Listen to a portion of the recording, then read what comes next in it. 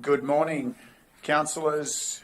Good morning, executive. Good morning to the guests in the gallery this morning, in particular our Chair of Audit and Risk Committee, Mr Stephen Coates, who will present to us this morning, and to those joining us in the digital gallery today. Thank you for joining us for today's meeting. It's my privilege to declare the ordinary meeting of Tuesday the 25th of October 2022 open, and in doing so to once again acknowledge the traditional owners of the lands on which we meet and across which the magnificent Scenic region is formed. Pay respects to their elders past, present and emerging, and continue to extend congratulations to them on their nurture of culture. Councillors, I note we have full attendance of the executive team. I note that Councillor West is joining us digitally today, and that Councillor Swamborough is on a leave of absence, and all other councillors are present. Therefore, I have no other apologies for the meeting today. We are endeavouring to contact our pastor for prayers. In the absence of that, councillors, I will, with your forbearance, we'll stop trying to make that phone call. And I'll just ask that we pause for a moment in prayers. And Father, we do come before you. We're mindful that we live in a special place, and we live in a special country with privileges and freedoms and opportunities that many others do not share or experience in their lives. We're particularly mindful that we come under your banner of grace in our lives, and that you call us to be true and honest and open. Father, we're mindful that sometimes the freedoms that we enjoy in a still a Christian country can be taken and used inappropriately to cause harm. We pray that today you will grant us wisdom in our deliberations. You will grant us clarity and honesty and transparency in our discussions, and you will continue to guide us by your great wisdom to serve the communities of Scenic with fairness and thoughtfulness. We pray this to your glory in Jesus' name. Amen.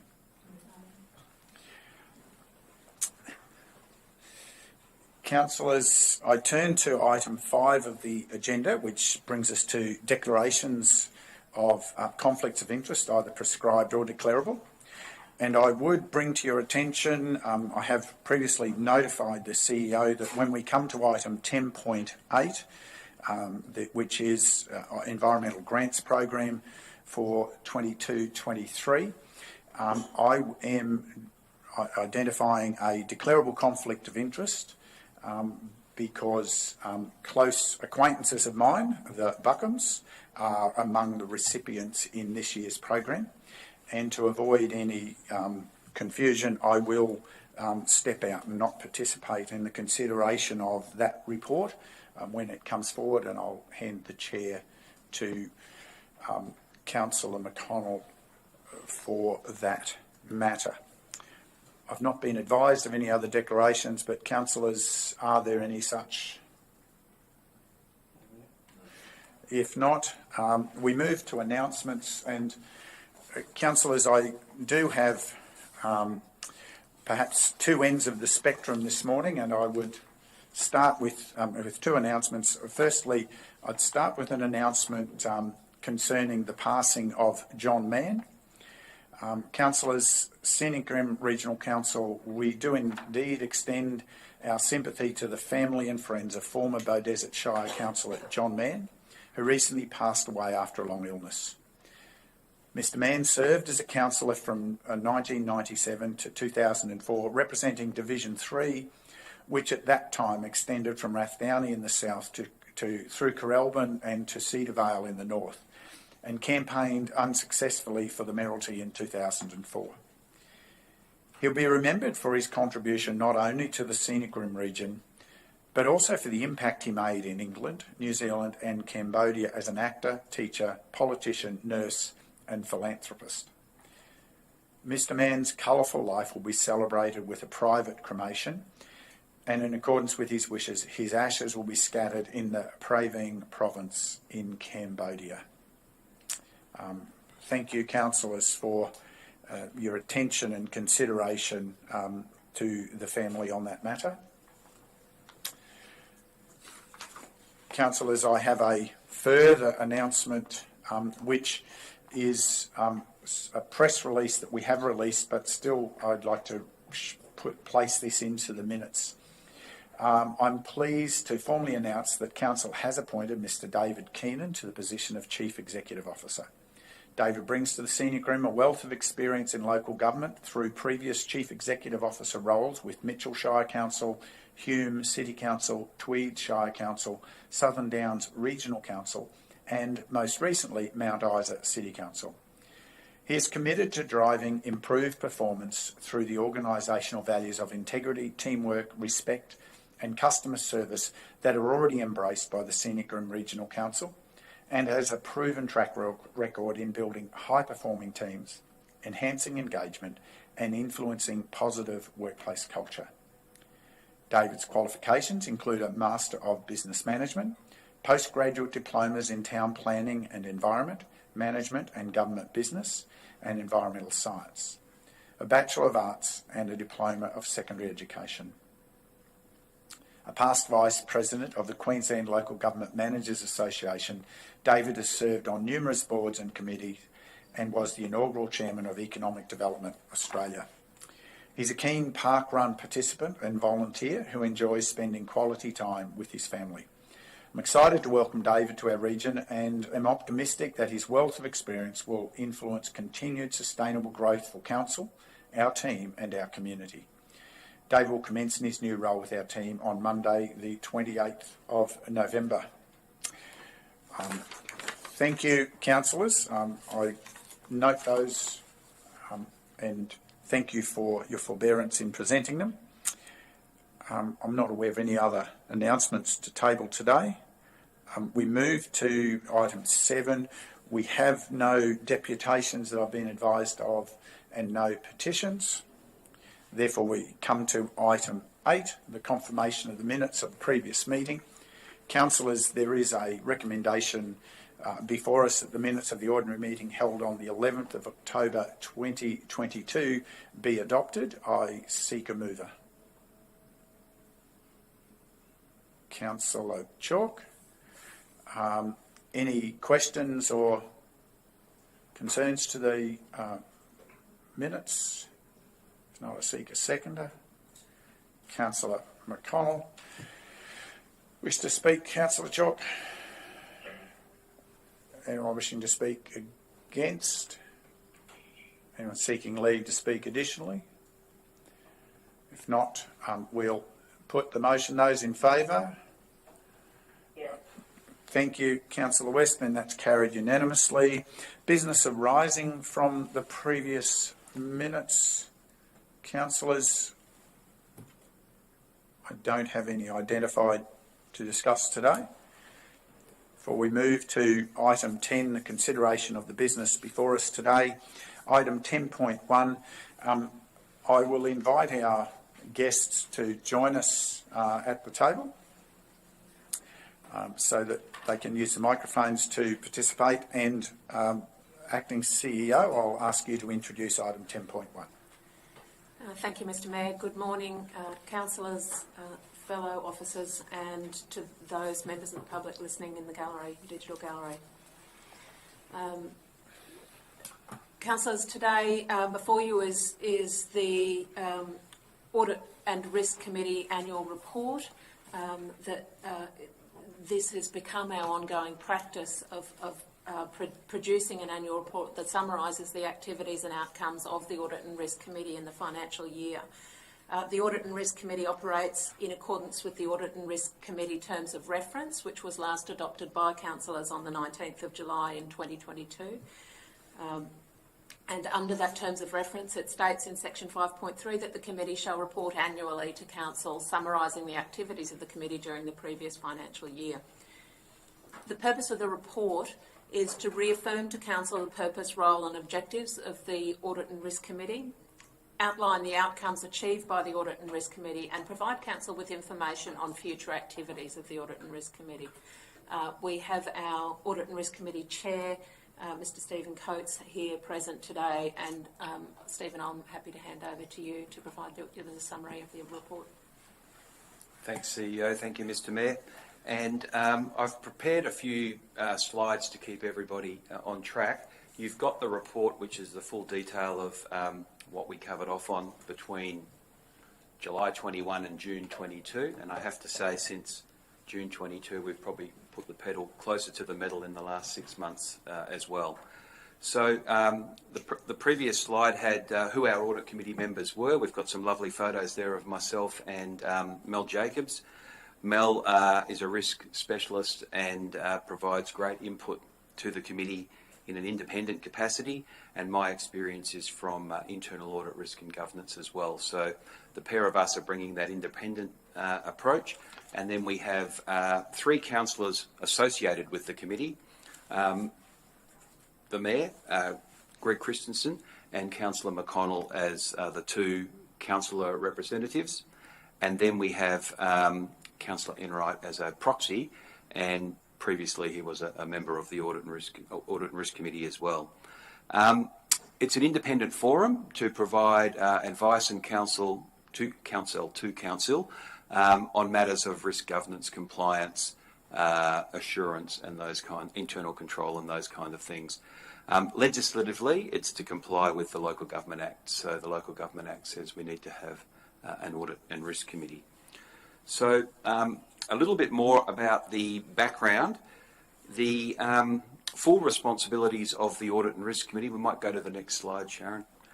The full responsibilities cover off on these 6 or 7 dot points here, but it's really around looking at not only financial internal control matters, which when you hear the word audit, you probably think that's where we focus, but it's also those operational, non-financial internal control matters as well. And if there's one word that really sums up the approach of the committee, it's risk. We do everything with the risk lens.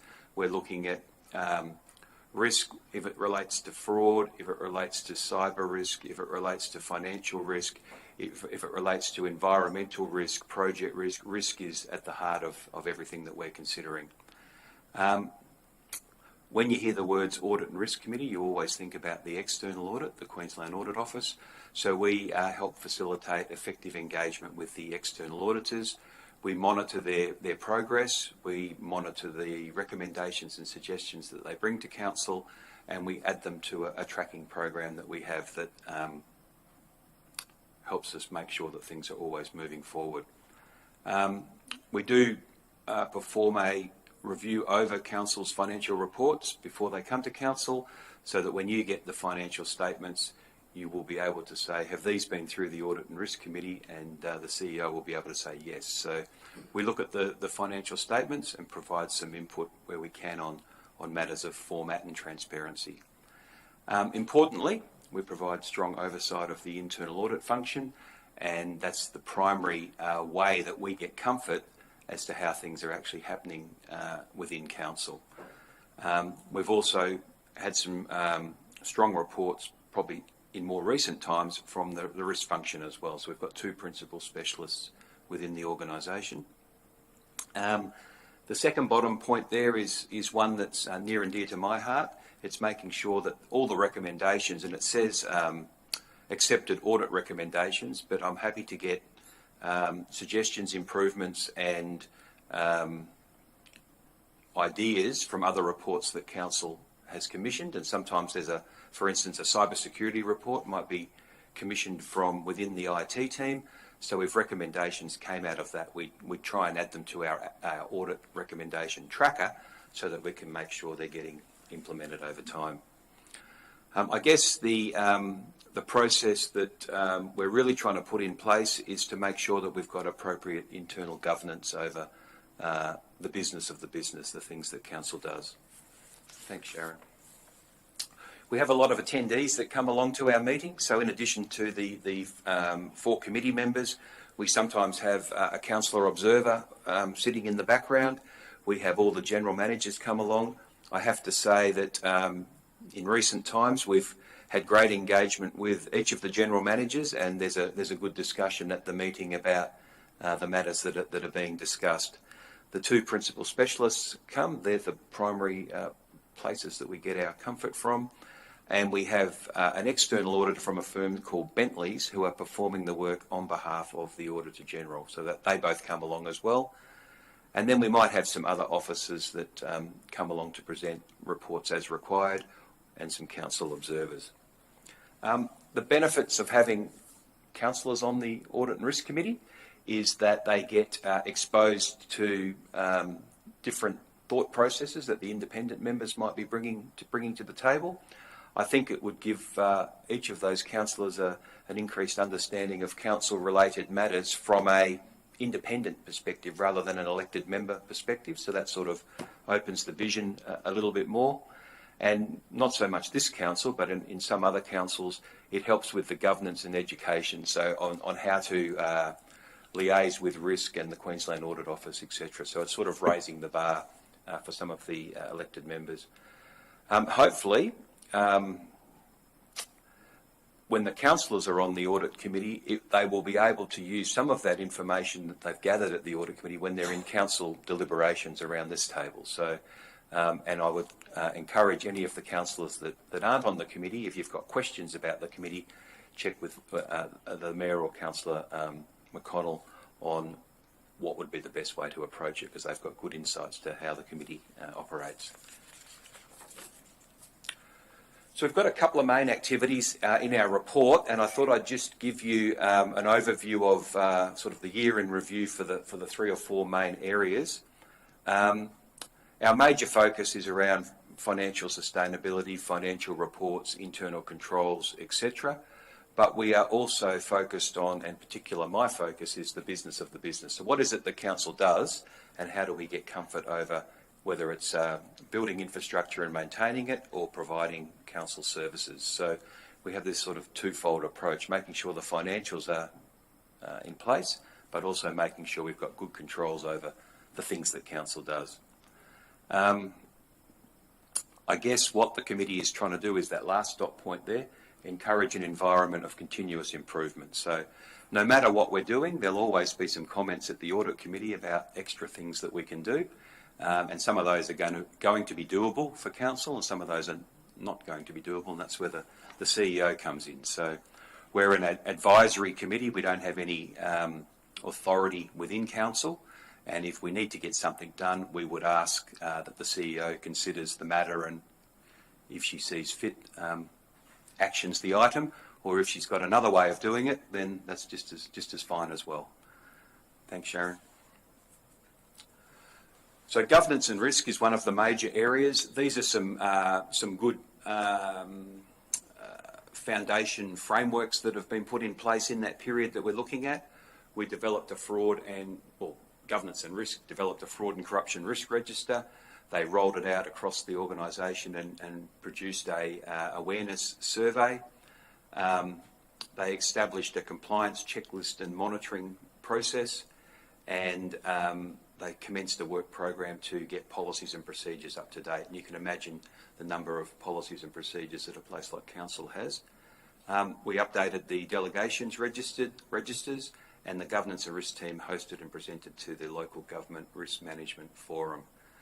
When it comes to external audit, the main challenge here is asset valuations in a high inflation, high cost increase environment, and was quite complex given that the June quarter for 2022 had a very high inflation number, which necessitated some after balance date indexation of assets to make sure that they are correctly valued.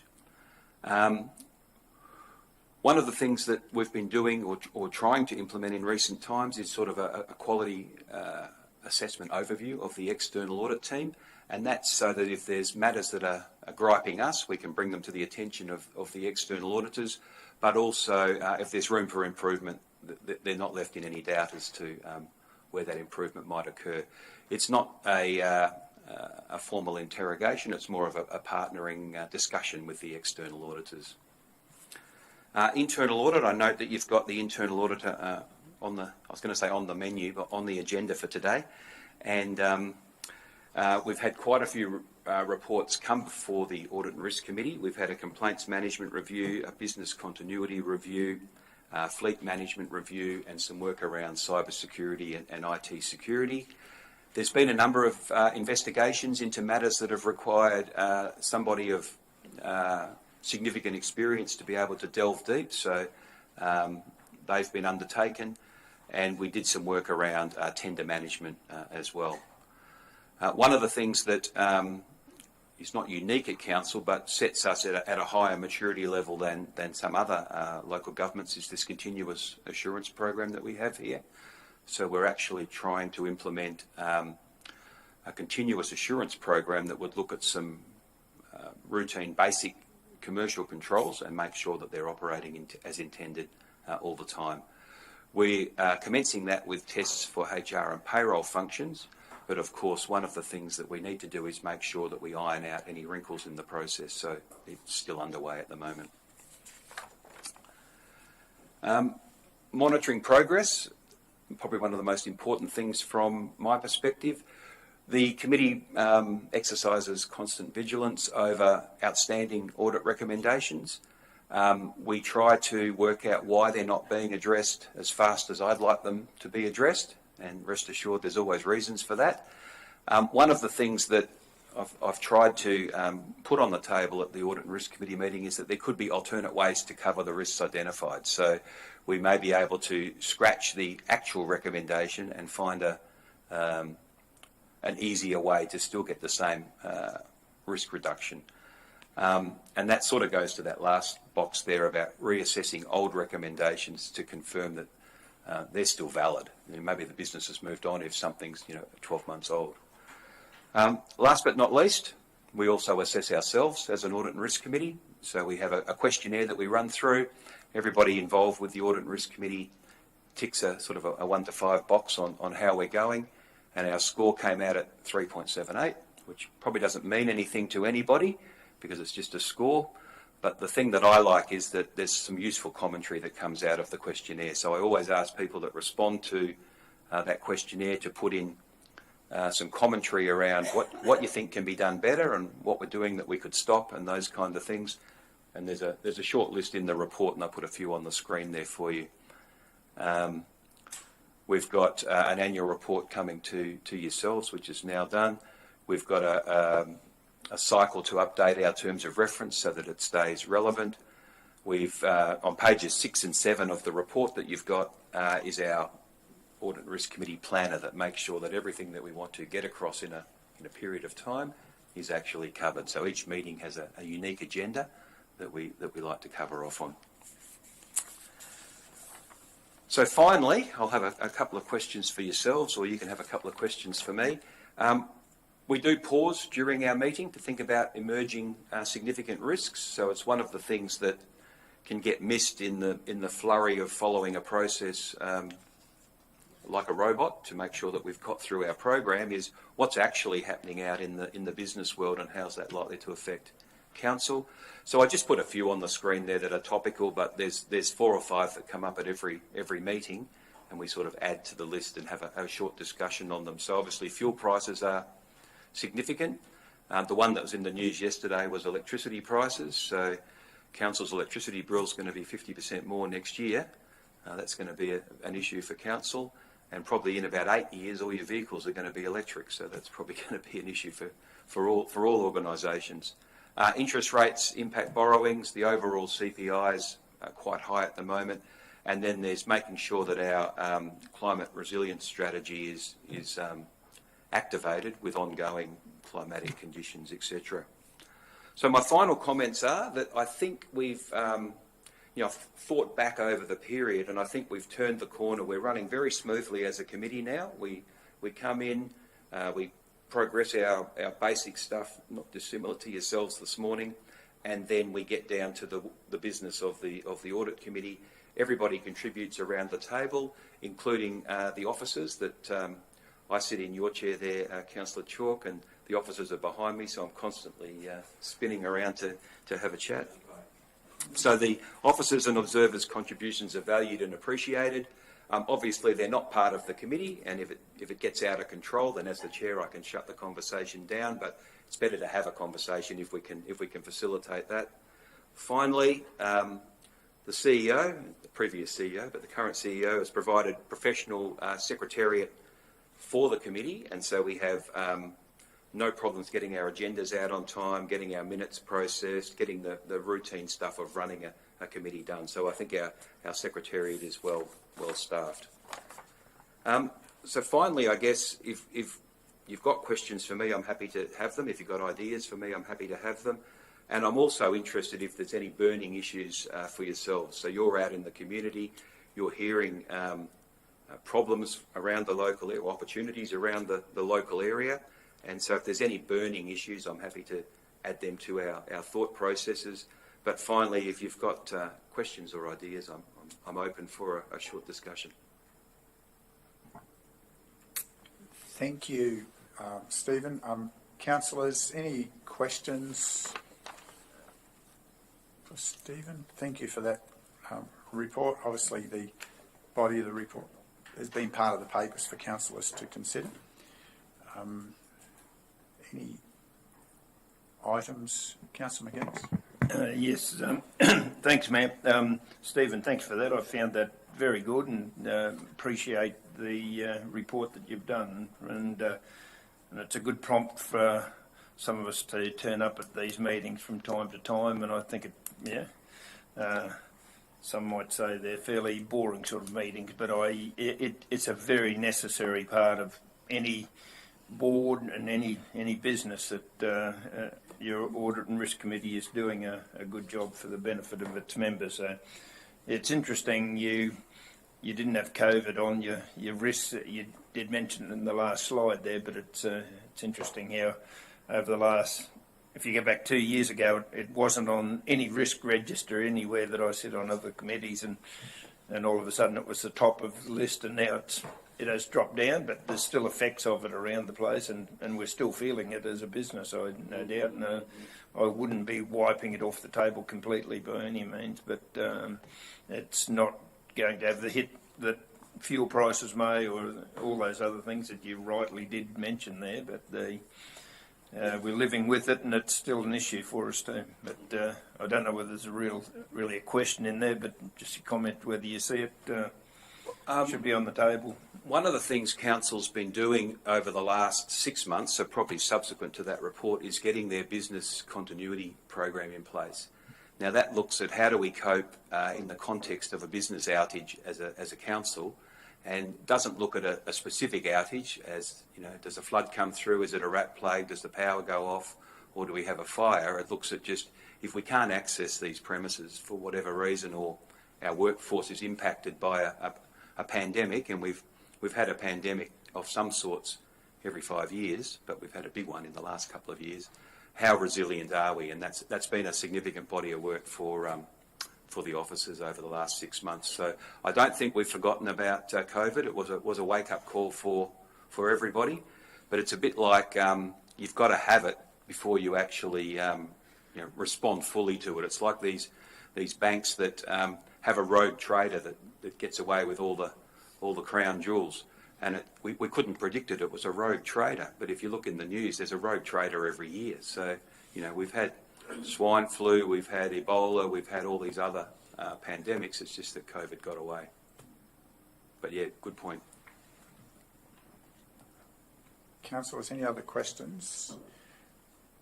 If not, I just would observe in those last two slides, Stephen, I think there are some short, medium and long-term risks that we've been trying to contemplate in our process. The challenge is getting the priority right, and some of those are back on the screen. Some of those have very big operational impacts, like you've already called out, the potential around costs of fuel and so forth. However, the big strategic ones that we need to grapple with in our strategic planning, and therefore we need to see how we identify them in our risk processes, and I think this will be a topic we'll return to, is with the rapid change in some of the policy settings at a national level, that will have significant impacts beyond our current financial modelling and capacity, or even the available solutions for us to satisfy some of those targets and objectives. At a risk level, I think nearly every council will be scrambling and challenged the same way, and particularly from a financial capacity point of view, to deal with the timeframes around conversion to a decarbonised economy in the timeframes, particularly for a region like ours, not just for council's operation, but to provide that platform as a region. Have you observing others who are grappling with that challenge? So one of the so two things. Most of these big burning issues aren't controlled by council. They're from outside. So it's not like we can say, well, we'll assign this officer to it and it's all fixed. We have to actually make ourselves resilient, which goes back to Councillor McInnes's sort of comment. So, secondly, the one that always turns up on this list, but not wanting to be political, I didn't put it on the list, it's the cost shifting from different levels of government. And there's one level that's at the bottom that it all ends up with. One that comes to mind is in another jurisdiction, the EPA moved the responsibility for underground petroleum storage from their own bailiwick to councils are now responsible for that. And if you think about underground petroleum storage and all its leakage problems, that's a big thing for a council to handle. So I think everybody's dealing with those kind of shifts where it's a quick signature and it sounds good, but it actually moves costs to local government. That's somewhat of a sore point, but you're very, very well called. Thank you. Anything else, councillors? If not, we'll return to the CEO. And thank you very much for your work as the chair. It's certainly much appreciated, and we certainly are going from strength to strength from where we began, certainly in my experience 6 years ago. And it is greatly appreciated that both yourself and Mel, the insights that you bring, the leadership is greatly appreciated, and I know the officers value that support and guidance as well. We turn to the acting CEO. Thank you, Mayor. Certainly reiterate our thanks for Stephen, the role Stephen plays. Councillors, before you today in this item is a recommendation that Council note the Audit and Risk Committee Annual Report 2021-2022. Thank you. I seek a mover, Councillor Enright. Any additional questions to this matter? Any additional comments? Any additional discussion? Councillors, if not, I seek a seconder. Councillor McConnell, wish to speak? Councillor Enright. Thank you, Mayor. I would also recognise the contribution, and I can say as a member of the Audit and Risk Committee for 12 months, for 4 of the 5 meetings in this year, that I was impressed with the structure and process and implementation of the ARC audit actions, and certainly would like to recognise the skills and expertise that the Chair, Stephen Coates, and Mel Jacobs, as the second independent member, provided to our Audit Risk Committee. I'd also like to thank Scott Williams for his diligent role as Principal Specialist, Internal Audit and Improvement. So thank you, Scott, and endorse the report for noting. Thank you. Anyone wishing to speak against Anyone seeking leave to speak additionally? If not, we will put the motion. Those in favour? Councillor West? Thank you. It's carried unanimously. We move to item 10.2 on page 20 of our agenda, and we do indeed have the aforementioned principal specialist with us, but CEO will turn to you for introduction. Thanks, Mr Mayor. Councillors, before you in item 10.2, you will have heard Stephen Coates in the earlier item refer to our annual internal audit plan. So before you for consideration today is the internal audit plan for 2022-2023. The plan's being developed on the basis of a really sound and objective scoring process. The plan as a draft was before the Audit and Risk Committee on two separate occasions, on the 17th of June and on the 23rd of August, before and was endorsed by the Audit and Risk Committee before I finally approved the plan on the 30th of August. I'm, at this point, Mr Mayor, happy to hand over to Scott for further discussion of the report. Thank you. Anything additional you wish to add? No, I think, yes, the point I wanted to emphasise is that as much as possible it is meant to be an objective process. It's meant to be driven by risk and where I feel that my work can contribute to improving the risk management in the organisation. You've got in the report the list of topics planned for the current financial year, and happy to elaborate on any of those or answer any other questions. Thank you. Councillors, any questions to the report? Councillor Enright. Thank you, Mayor. A question to Scott. Would you mind elaborating just on the scoring process to identify the higher ranking or the prioritisation of the particular items? Sorry, just for the benefit of those listening, Councillor, you're referring to the score that appears in the second last column on page 21 of the agenda. Yes, so there's a number of factors that I combine together to come up with this score. So it's looking at the risk rating for a related risk within Council's risk registers. It involves, there's a score for a judgment from myself about the current effectiveness of the associated controls. There is a score for the significance of the item, materiality or importance to the community in terms of meeting Council's broader objectives. In that element, I also take on board feedback from the general managers where their concerns lie and what they feel is important. And the last is really it's a time since last audited number, which helps ensure that I'm not just looking at the same thing year after year. Once I've looked at something, then that score helps ensure that it'll drop down the rankings for a few years and then work its way back up over time. Thank you. Any further questions, councillors?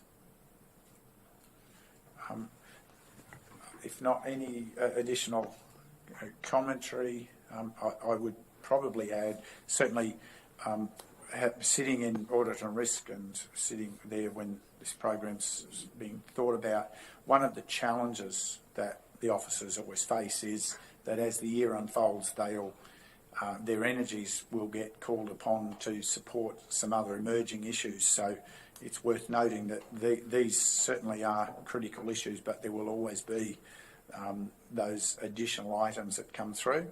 And I do applaud the officers for maintaining focus, setting up a set of priorities, and certainly from an audit and risk point of view is therefore a reset for challenging the organisation to ensure these things get followed through from a resource priority point of view. Even when the organisation gets busy with things like recoveries from La Ninas, these are important matters to not let slide. no other comments, I'll ask CEO to introduce. Thank you, Mr Mayor. The recommendation for item 10.2 is that Council note the planned reviews for the current financial year extracted from the annual internal audit plan 2022-2023, which has been endorsed by the Audit and Risk Committee and approved by the Acting Chief Executive Officer. Thank you. I seek a mover, councillors. Councillor McConnell. Any further questions? Any further discussion? Seek a seconder. Councillor Chalk. Councillor McConnell, you wish to speak? Only to, as a member of the Audit and Risk Committee, to commend the officer for his diligence and his ability to speak his mind during these meetings.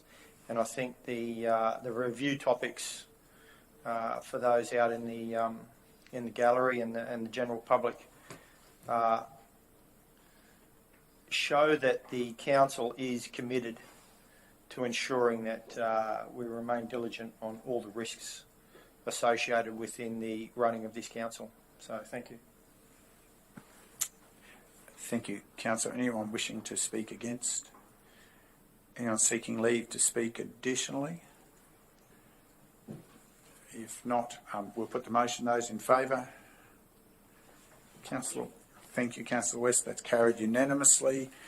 We move to item 10.3, which is on page 24 of today's agenda. I'm back with you, Acting CEO. Thank you. Thanks, Mr Mayor. Item 10.3 is, we've certainly got a consistent theme here around the Audit and Risk Committee. As you've heard today, the Audit and Risk Committee has been established to support good governance of Council and provide advice to Council on the matters within its responsibilities. It's not a decision-making body, and any recommendation by the Audit and Risk Committee that requires a decision would be presented separately to an ordinary meeting for consideration and resolution. Item 10.3 before you today is a report which is the first of its kind, in that the report now contains an executive summary of each matter considered by the Audit and Risk Committee and a summary of the discussion on that matter. I'm happy to now pass over to Scott for any further explanation. Thank you again. Yeah, so the expanded report to Council that we've got here picks up on some comments that Councillor Swanborough made when the last report to Council was presented on a previous meeting. What we're trying to do, and this is open to discussion and can be adjusted further as we go forward, is to give a bit more visibility to the community about the functioning of the committee. The annual report does that in a fashion. This will provide a different ongoing perspective for anyone reading that report to get some insights appropriate to public consumption regarding the discussion that's happened in each meeting. In terms of the report content itself, there's nothing I particularly wanted to draw your attention to, but again, happy to explain further on any of the matters within. Thank you. Questions, councillors? Any comments? Certainly the additional commentary is, maybe I'll ask Councillor McConnell to consider this as well, but as someone, all councillors do get to see the audit and risk reports, but as someone who sits through the discussion, finding that balance point of having a meaningful comment without getting down into the weeds, or worse, getting down into things that should still stay in a different arena. This is a good approach, a good step forward, and certainly fits with my understanding and interpretation from the meeting. Councillor McConnell, I didn't know whether you wish to... Yeah, totally agree, Mr Mayor. This report shows the level of commitment, as we've discussed, to governance within the council, and you're correct about keeping at the strategic level and not delving down into operational and tactical level operations. So, yeah, commend the structure of this report as well. I think it'll be easily read by those out in the gallery and the community, and look forward to meetings over the next 12 months. Thank you. Any other comments? If not, move to the recommendation, CEO? Thank you, Mr Mayor. The recommendation for item 10.3 is that Council note the report provided on the Audit and Risk Committee meeting held on the 23rd of August 2022. Seek a mover. Councillor McConnell. Now, any further questions? Any further discussion? Seek a seconder. Councillor Enright. Councillor McConnell, you wish to speak? No, I think we've covered everything, Mr Mayor. Thank you. Thank you. Anyone seeking leave to speak additionally? Mayor, I would Councillor Enright? thank you. I would certainly endorse those comments.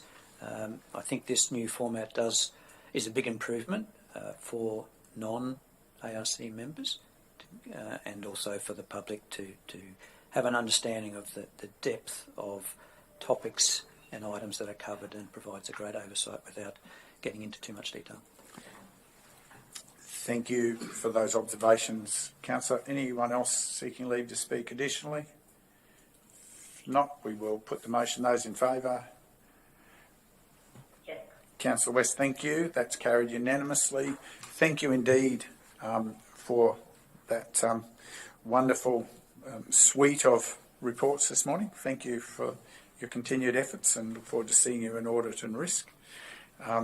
Councillors, we move forward to item 10.4 on our agenda, page 35 for those following along, and I turn again to the acting CEO, who also is continuing to hold the responsibilities for people and strategy, to introduce. Thank you, Mr Mayor. I'll just swap hats right now. The report before you at this item of the agenda is relating to Council's annual report 2021 to 2022. The Local Government Act 2009 provides that a system of financial management established by the local government must include an annual report prepared for the council. So for the benefit of those listening in the gallery, it's important to understand that we are required to adopt our annual report within 1 month after the receipt of the Auditor General's audit report about our financial statements for that financial year. So it really doesn't give us a lot of time to bring this before council for broader discussion. So the Auditor General provided this report to council of the financial statements on the 7th of October, and accordingly this annual report must be adopted by the 6th of November to comply with that legislation.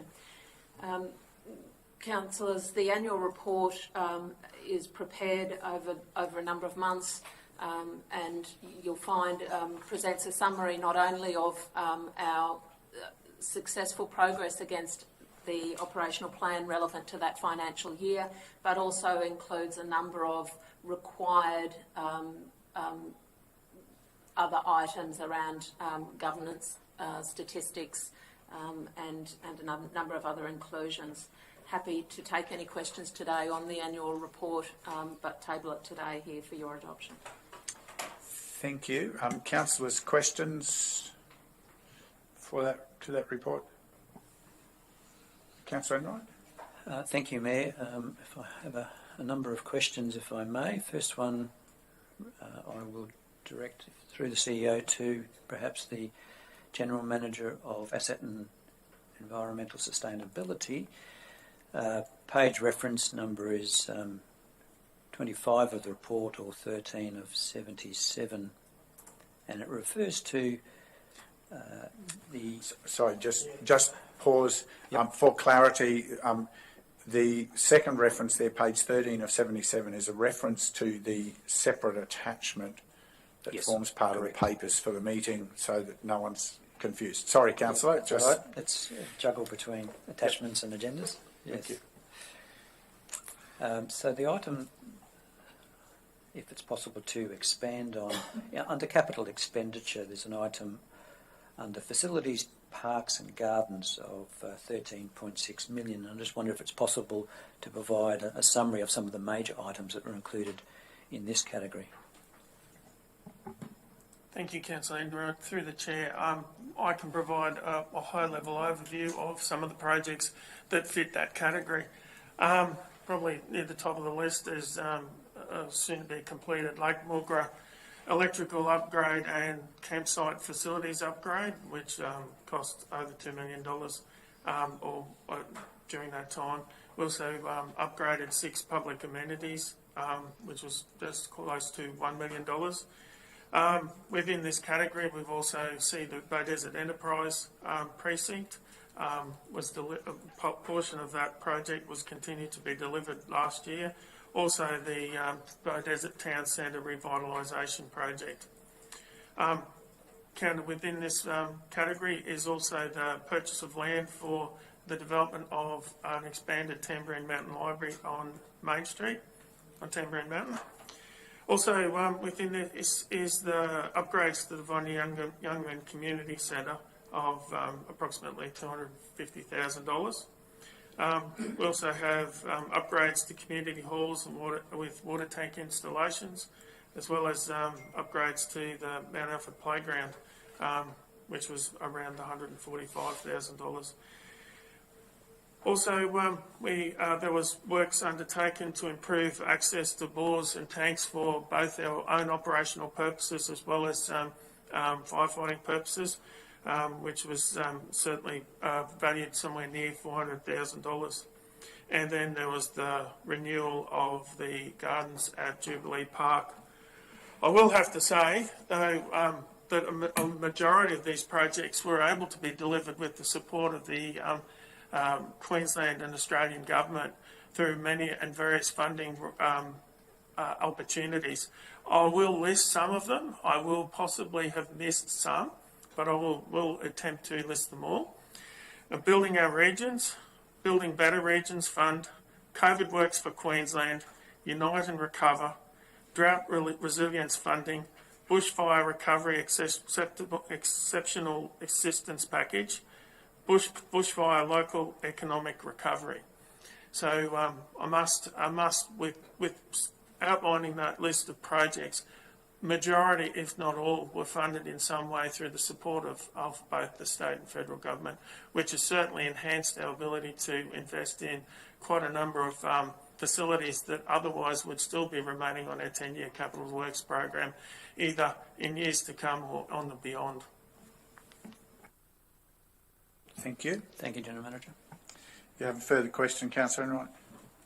Yes, thank you, Mayor. My next one refers to page 66 of the attachment, page 34 of 77 of the attachment.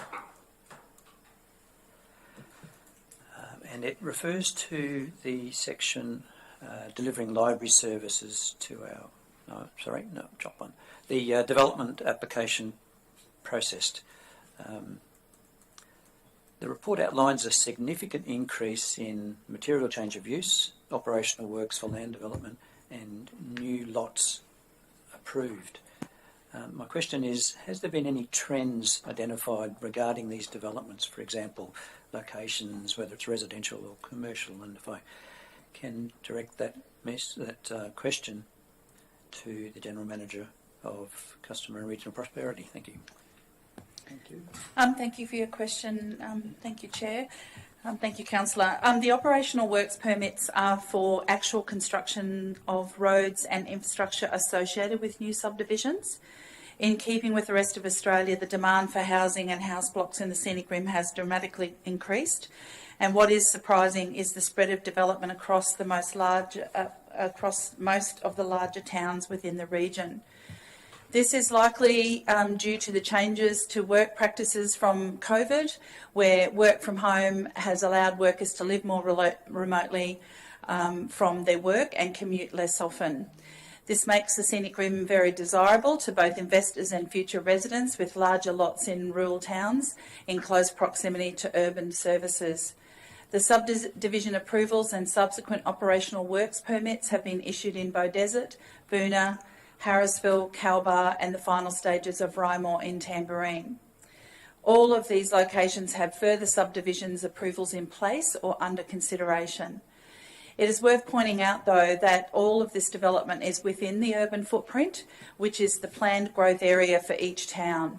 And this will help house the planned additional 10,000 dwellings over the next 20 years that the Scenic Rim needs to deliver as part of the SEQ plan, shaping SEQ plan.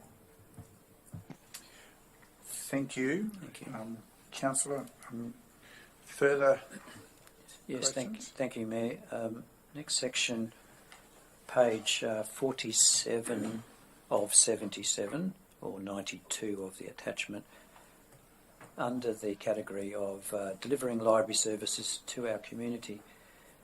There's a table there that outlines the many sectors of delivery of services through the libraries, but one in particular, the adult information session attendees, has shown a significant increase from hundreds to thousands to 10,000. I note the comment about there was a change in recording attendance. My question is this an example of changed interaction and demand for skill upgrades in the community resulting from technology advances, potentially from COVID? I'll take that question. Thank you, Councillor. Through you, Chair. Look, I think yes. I think COVID came so quickly with restrictions in place, and the requirement for people to use technology as a part of checking into venues and doing business online, whereas some people were not able to travel or leave their homes during that period of time. I think that, as you point out there, the recording of this data has probably influenced the increased volume, and perhaps those previous years that are reported there are not quite indicative of what that was being delivered over those years. So the library staff have certainly making sure they capture the data more thoroughly, and I think you're right, this is a good example of over 10,653 recorded for this year. As it states in the report, the librarians are also more than willing to do one-on-one training and to assist people to better understand their devices. This could be as simple as, dealing with Medicare, or, dealing with their MyGov, or as I said, being able to pay things online and to better access, digital services as was required during COVID. I think it's just indicative of how important libraries are. They're not just a place for holding of books. They really are a community hub. And we've recently had that confirmation from the State Library Board, who visited the Scenic Rim and, in their words, could see that this library service is hitting well above its weight in terms of what it delivers regionally. The other part to this too is our mobile library service has been disrupted. As you are aware, we're accessing a new vehicle at the moment, which is progressing well and will be online in the not too distant future. We put an interim courier service in place, and that also enabled the librarians who were stopping at those locations to assist people on our iPads for any assistance that they required in terms of either learning something to do with better upskilling to do with their digital skills, or to help them access information online. So those are being captured as well. Councillor Can I just McConnell. Could you explain the difference between an adult information session attendees and adult regular program attendees? There's a significant increase in the first and a significant decrease in the second. So partly that is how they're recording it now, tracking it a little bit more aligned to the difference between the two. So the adult information session attendees will become for whatever the information session might be about. And the program, the regular program, is where they run in their programming across the year regular sessions, either week by week, month by month. And so they're just tracking they're more indicative now of who attends which session. Thank you. Thank you. Further questions, councillors? Councillor Enright, do you have a further question? Last one, Mayor, thanks. And if I can direct this to General Manager of Council Sustainability.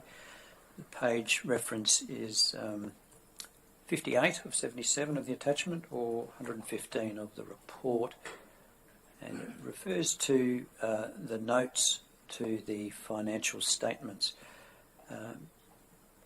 1E refers to roundings and comparatives, which I thought was a bit interesting. And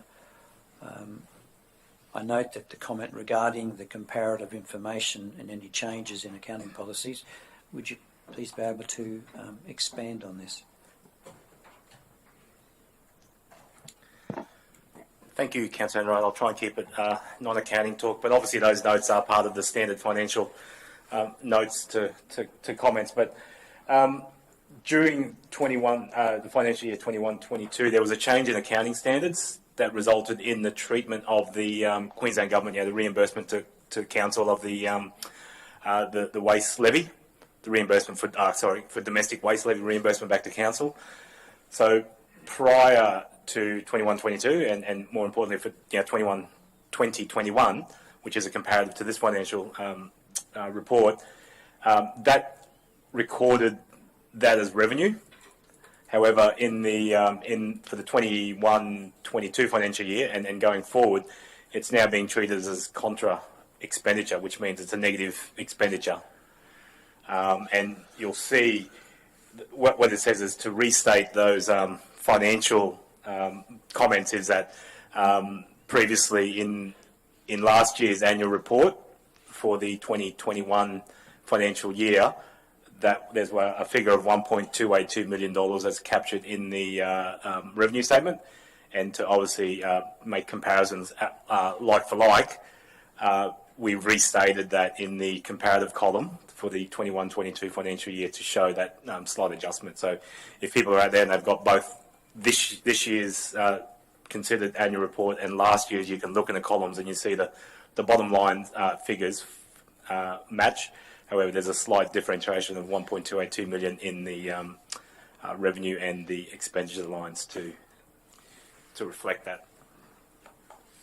Thank you. Thank you. Thank you, councillors. And probably just to maybe take that comment back into the world of lay speak, away from accountant speak. Basically, the gallery may not fully be aware, but through some intensive lobbying as local governments in Queensland, we've been successful for the state government have refunded effectively in advance a number of years of the rebate of the domestic waste levy, albeit at a discounted factor over each of those years to reflect their expectation that we'll be reducing the volumes going to landfill in those forward years.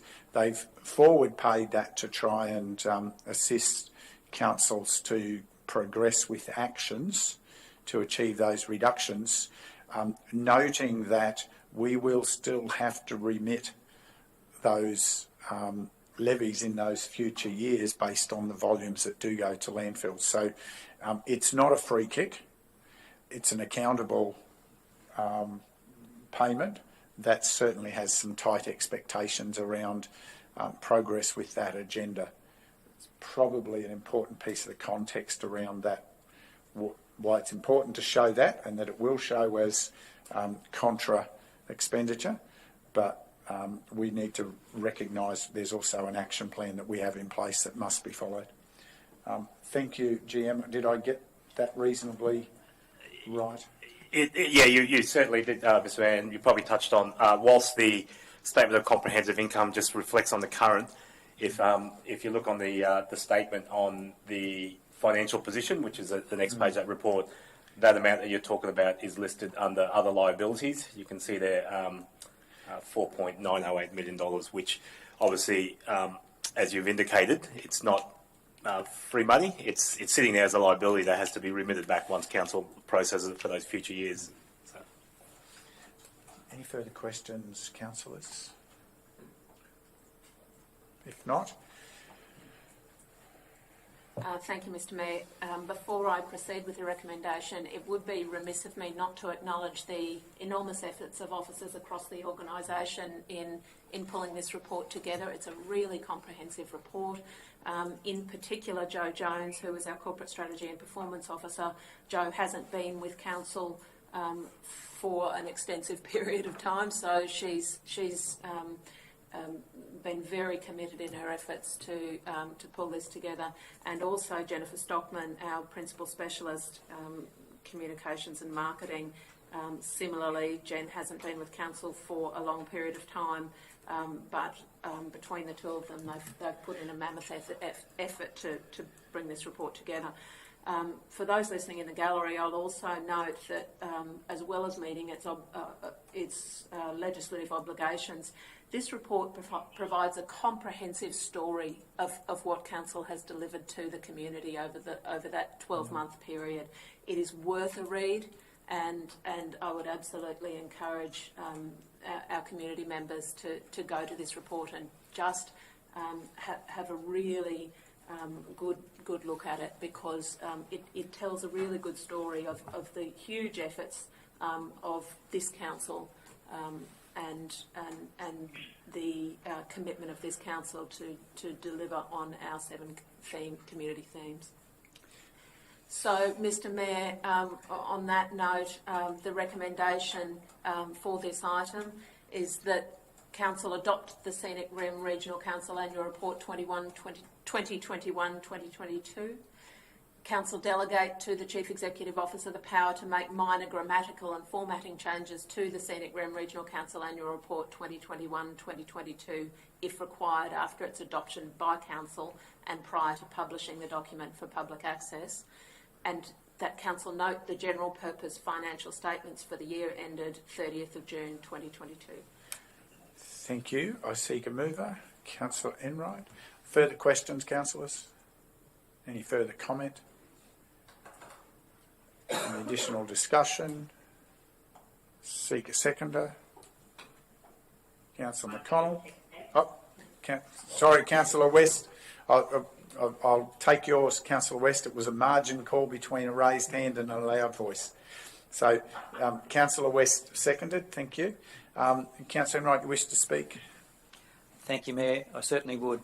It makes me very proud to read this 2021-2022 annual report and see what we have achieved despite the very challenging circumstances. And I might just touch on a number of items, but there are plenty more.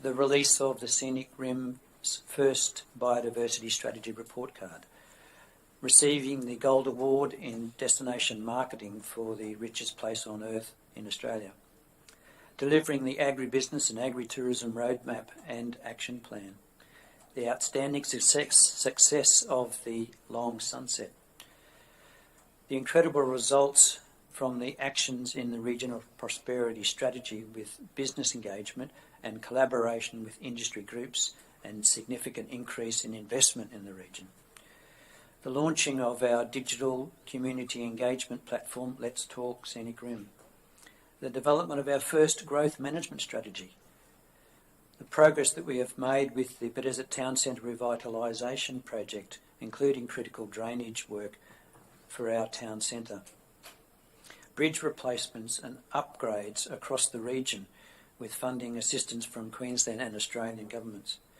the purchase and refurbishment of the much larger library for Tamborine Mountain, the incredible success of the Empower Her hiking program for women and girls, and the continued partnership with our Indigenous community with the Jarjum Garima language book. A very sincere thank you to all of our amazing officers and staff who have delivered these programs and projects throughout the year. We, as elected representatives of this council, set the strategy and the course. However, it is the executive, the managers, the principal specialists, the coordinators and all the staff who deliver the goods. I would also like to recognise the former CEO John Gibbons for his leadership through this challenging year. Through the systems and processes in place and the huge efforts of the general managers, and all the staff of this council, we can hold our heads high that when we look back at all we have achieved working with and for our community. Thank you, Councillor. Anyone wishing to speak against? Anyone seeking leave to speak additionally? I'd like to, thank you, Mayor. Councillor West. Thank you, Mayor. Look, I just want to acknowledge the officers, the amazing amount of work that's gone in by the officers, and especially the communications department. This report is always done under a bit of pressure at the end of the financial year. I just want to re-emphasise it's a very informative and readable document, and it really does, as has been mentioned, tell the story of council throughout the year. So I really do encourage all our residents to take a look at it once after this meeting. Thank you. Thank you, Councillor West. Anyone else seeking leave to speak additionally? If not, I will just speak to, I do commend the annual report. It's very, as always, very comprehensive, but it does bring to mind the breadth and the depth and the richness of the challenges that the council team step up to each year. We all know the landscape against which we've operated with the COVID challenges, weather challenges, cost challenges, supply chain challenges, availability of staff challenges, generally the same challenging landscape that most businesses are dealing with. But against that, what we've seen is the continued strength of asset management, and the building of that capability, and the focus with the support from those funding programs to deliver some exciting capital projects across a wide range of areas in the region that are transformative. We've continued to maintain a strong focus on social wellbeing and inclusion with the programs, particularly the Indigenous Language Storybook, with more to come. And the team are to be commended, and I do join in encouraging the community to actually pause and read the fact of what's in the annual report, rather than what too often is a set of perceptions that are very narrow and distorted from other channels. This is a very concrete document that does have some exciting perspectives, that celebrates the performance of the great people that turn up each day to work for us in this community, and I commend them from the leadership levels all the way down through the organisation to the people who do very modest roles. Everyone plays an important part, and I thank them for delivering such celebrated results. Anyone else wishing to speak? If not, Councillor Enright, you wish to close? No, thank you, Mayor. Then we put it to the vote. Those in favour? Yes. That's carried unanimously. Thank you, councillors. We are going to, sorry to our officer who's joined us, but we're going to pause there for a short adjournment. We'll return at 10:50 to continue with the meeting. We're adjourned for a short break. Thank you.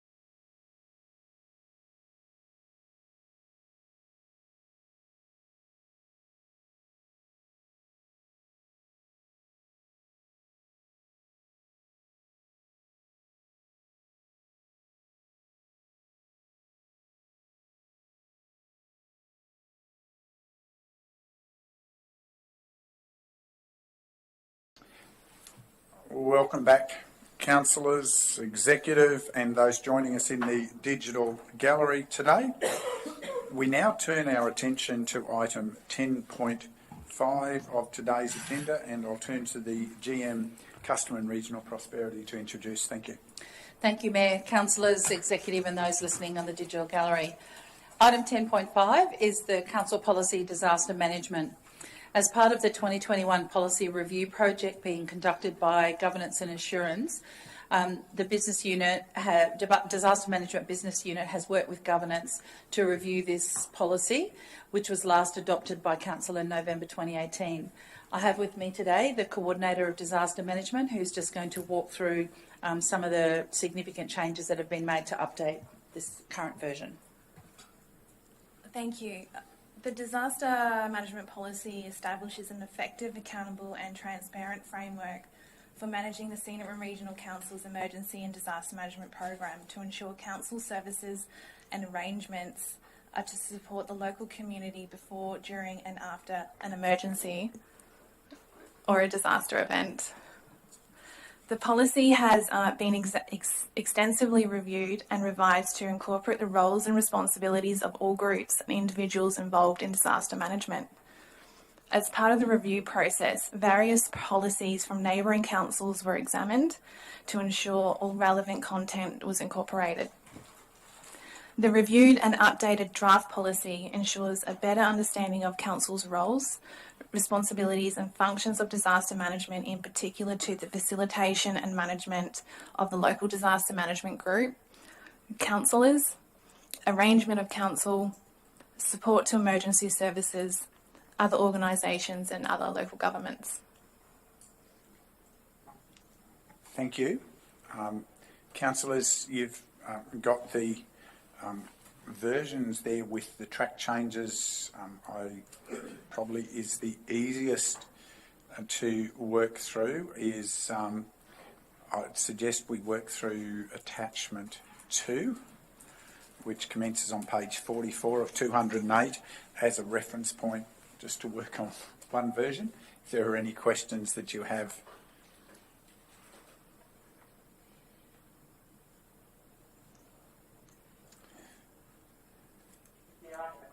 Councillor West.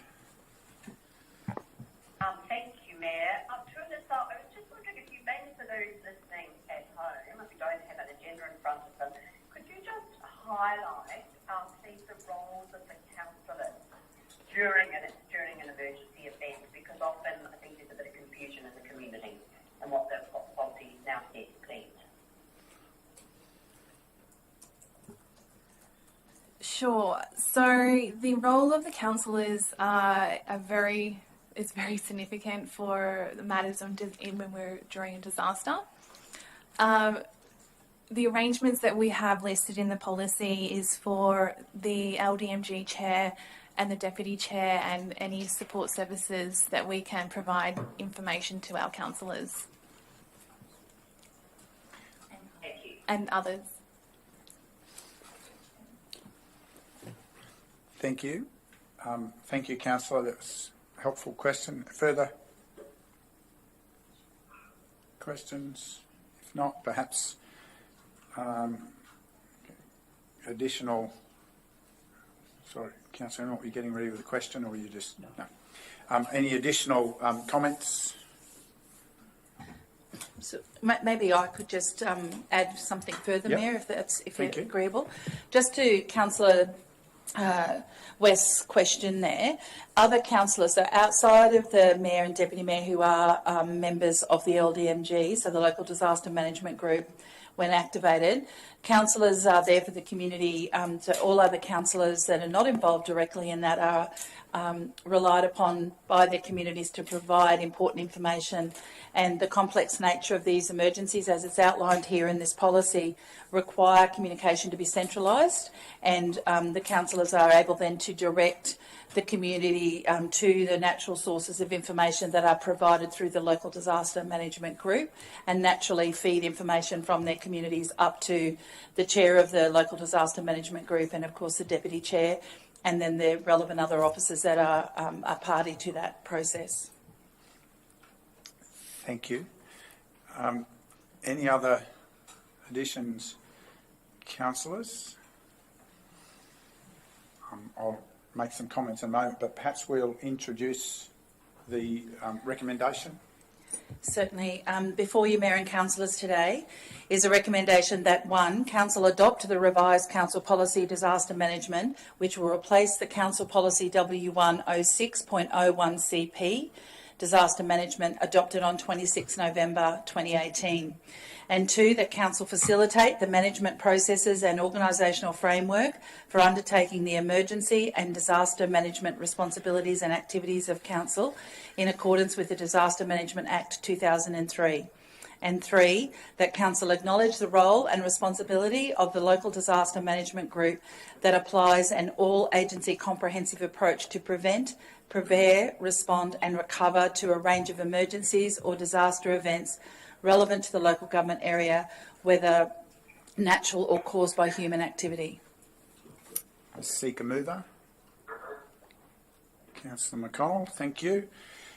Any further questions? Any further comments? Discussion? I would just add in the discussion, I think it's important that we do these updates. I think the point raised by you, Councillor West, is a very important one to recognise. In emergency circumstances, there is absolute need for a clear, the local disaster management group has a really challenging role coordinating with all the agencies to get limited resource through the right priorities into the right places. There is often a challenge because there is a very wide and distributed voice across our communities of their perception of need. We're always trying to monitor that and capture that into the LDMG. Councillors play a vital role in feeding back what the plans are and connecting people to resources like disaster dashboards, get ready preparations in advance, building that inherent connection and ownership at a local level and individual level, and also to be ensuring that they're asking questions on behalf of their community to ensure that we haven't got a blind spot in our LDMG process, and those questions come through myself as chair or through the deputy chair particularly, so that we can ensure that in the height of an emergency we're able to focus the resources. The model we have in Queensland is very different to other states, and is very well recognised as being the most powerful opportunity for response and management of issues because it engages directly at the local council level where there is the best understanding of the area to take the resources of the state and apply them in the best way possible with that understanding. It's a well recognised model. It's to be hoped that other parts of Australia will eventually see the light and build that strength of engagement. Who knows, with a new head of a national emergency management agency, that could be possible. Any other discussion, councillors? If not, I seek a seconder. Councillor McGuinness, Councillor McConnell wishes to speak.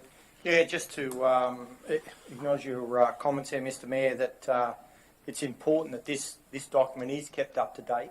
There are changes just about every year at the moment in regards to disaster management and the functions, and Queensland obviously over the last 12 years since 2010 have been leading the way in how we respond to disaster management, and this document and the policy provides that strategic oversight on how we operate within that disaster management structure. So, yeah, highly commend it.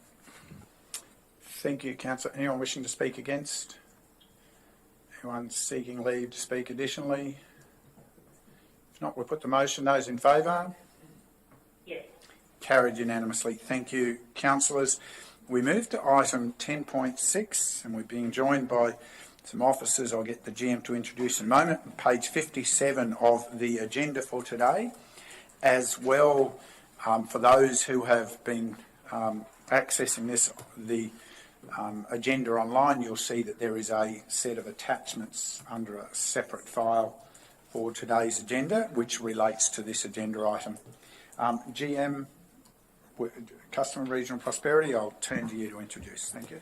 Thank you, Mayor and Councillors. Item 10.6 is the Scenic Rim Growth Management Strategy 2041, the consultation report and revised draft of the document.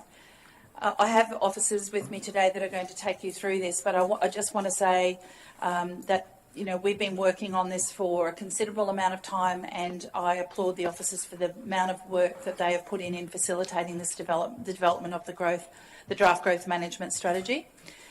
So I'm going to ask our Principal Specialist of Strategic Planning to walk us through where we have landed through the consultation process and the changes that have been made to the growth management strategy as a result of that. Thank you, Deborah. So the draft growth management strategy addresses the region's growth needs between 2016 and 2041, and it was required to be prepared by the Minister for Planning as a condition for the adoption of the current planning scheme in January 2020. The region's population is expected to reach over 67,000 by 2041, and there's a need to plan for 11,000 additional dwellings and a minimum of 7,609 new jobs between this period. Through the planning scheme, council is required to ensure sufficient land is available to accommodate this growth. The draft growth management strategy provides a framework to guide and manage the growth of the region by identifying the indicative scale, location and timing of future residential and employment growth. It will guide future actions, including amendments to the planning scheme and the local government infrastructure plan, and these are subject to plan making and amendment processes under the Planning Act and will require further public consultation. The GMS also outlines implementation strategies that include ongoing advocacy for state-led infrastructure and the shaping SEQ changes to support the growth of the region. In accordance with the stakeholder engagement strategy that was adopted earlier in March 2021, the community and stakeholder engagement was undertaken in 3 phases. Each phase provided an opportunity for stakeholders to inform and influence the proposed growth strategy of the GMS and the implementation.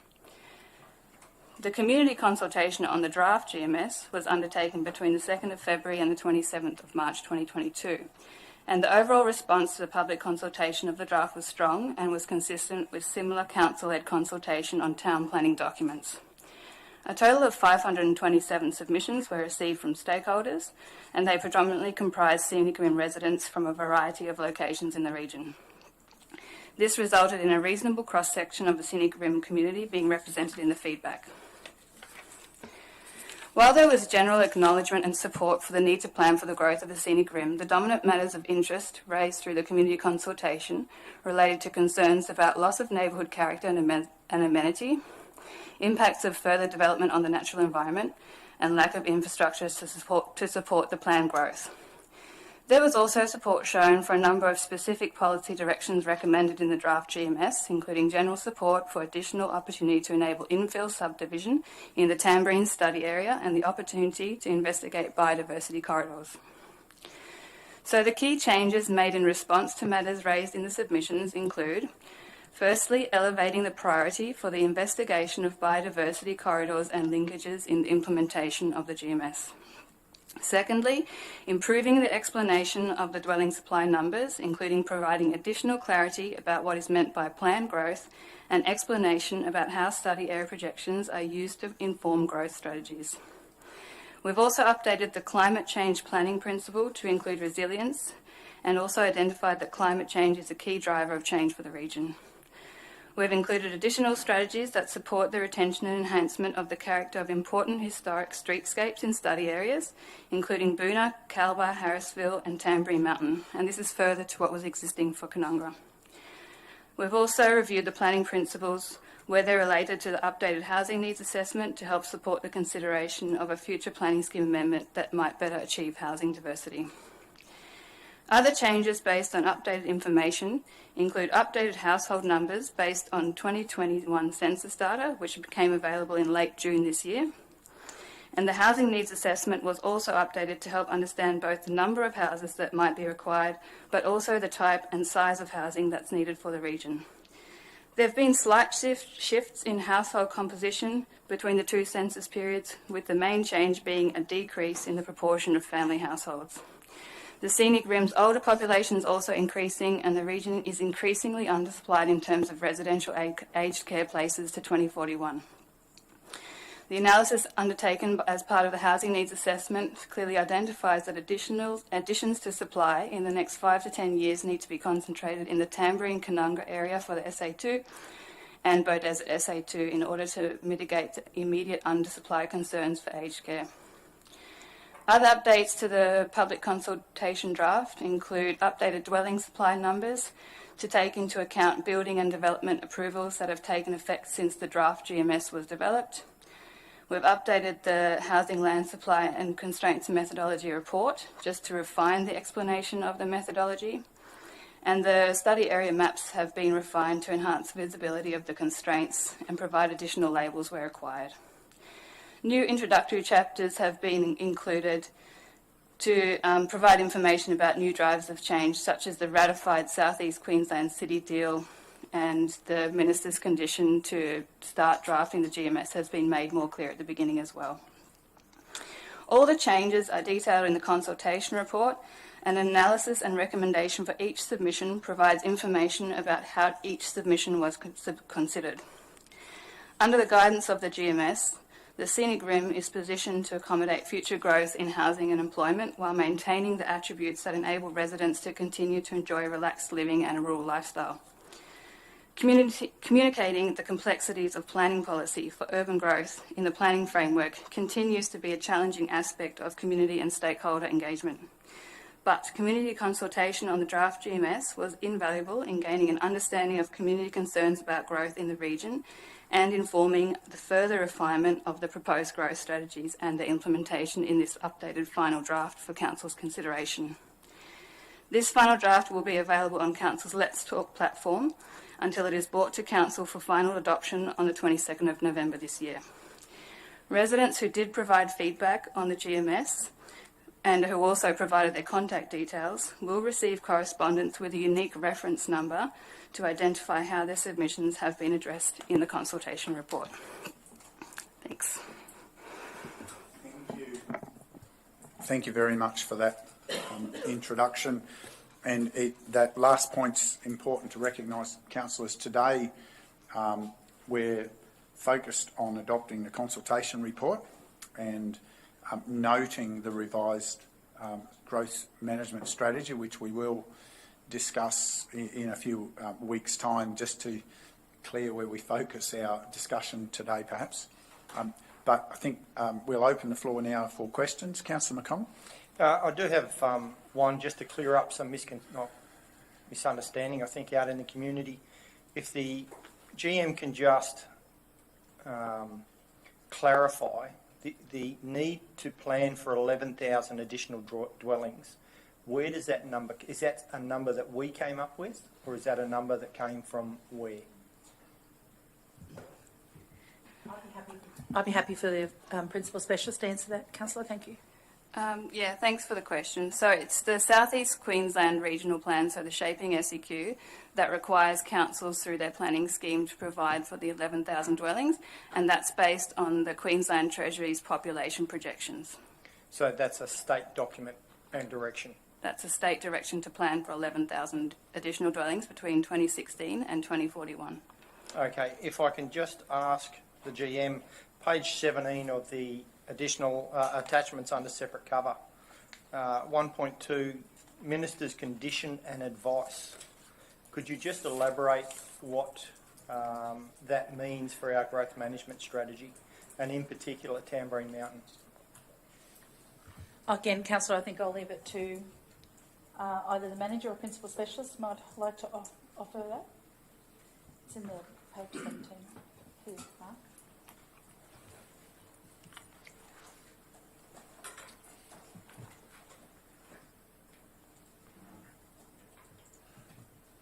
Hand to the manager. Oh. Okay. Sorry, I was distracted. Can you, repeat the question? Page 17 of the growth management the amended growth management strategy details in 1.2 the Minister's condition and advice. He's conditioning there that we prepare an amendment package, and the advice is undertake the proposed growth management strategy as a priority to determine any impacts from the proposed change to limit further subdivision on Tamborine Mountain on the achievement of the dwelling supply benchmarks. What does that mean for Tamborine Mountain? I'm aware that our planning scheme limited or restricted subdivision prior to his advice. That's correct. So just to explain the process of adopting a planning scheme, while council adopts the scheme, the minister has the final say. So the normal process is that once it goes to the minister for final sign-off, there's quite often conditions applied by the minister and further advices. So one of the conditions there was that council undertake a GMS to ensure that we're complying with the SEQ, shaping SEQ requirements, but also to address the Tamborine Mountain subdivision. When the planning scheme was originally adopted in 2020, effectively subdivision on Tamborine Mountain was very restricted. We can't say prohibited, but very restricted. That was contrary to the intents of the regional plan, and so we're asked as part of that approval process to revisit that and revisit that through a GMS. So the growth management strategy is designed to identify broadly how we're going to fit 11,000 new dwellings, but also specifically we're asked to look at what Tamborine Mountain can do to be part of that 11,000, the contribution, its contribution to the 11,000. Thank you. Probably just to the Mayor on this one. If we were to ignore the Minister's advice, has there been any precedents in Queensland that may that the Minister may take towards the Council? I think rather than specific to our context, there is another council in southeast Queensland that's probably been overrepresented in the media of late because of their tussle with the state about the provision for their housing needs, and that's certainly been documented in the media concerning the public conversation between the Minister and Redland Shire Council, or Regional Council. Well, they're not quite a city yet. They want to be. But everyone's trying to move that path, I think, except us. Happy to be regional. So I think there's a fair bit going on in that space, Councillor, that very clearly in the conversations, that as the managers alluded to, in the conversations about shaping SEQ and in the ongoing conversations about the future planning needs, and certainly in the context of current concerns about housing affordability and availability, the state have a very strong view about the timeliness and quality of information that councils provide to demonstrate that they're working to the plan that has been put in place with the engagement of councils in that formulation. If I may be so bold, one of those examples for us in shaping SEQ, we fought hard and were able to retain a slightly larger minimum lot size than all of our neighbours, and we'll continue to fight for that. I'm not sure where that'll go in the future, given some of the current pressures and the pressure around so-called infill development. And I won't ask officers to comment on those possibilities today in public. I'll spare you that conflict.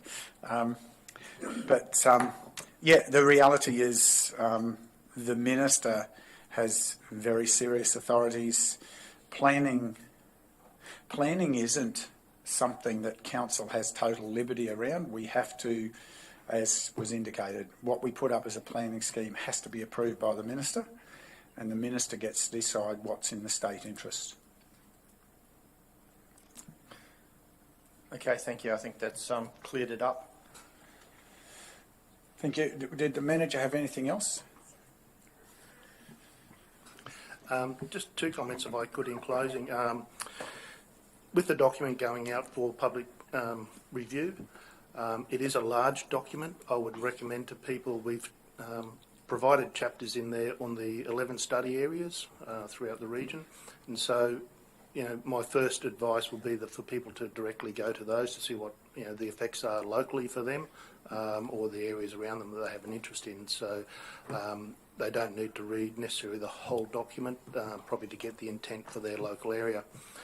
The second issue is in relation to the Queensland Housing Summit last week. One of the outcomes from that Housing Summit was the announcement by the Premier that a review of the Shaping SEQ, our regional plan, would commence. Officers from the department have already reached out to our officers to start making contact in relation to that. More formal discussions will be held with SEQ councils in the very near future to kickstart the review of the regional plan.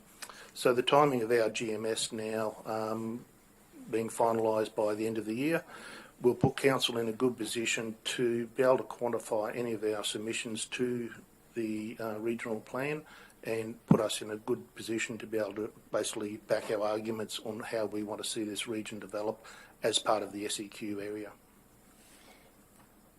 Thank you. I just apologise too. I will retract. There are a number of councils moving. Redlands is a city. It is Moreton Bay who have recently announced that they wish to move towards city status.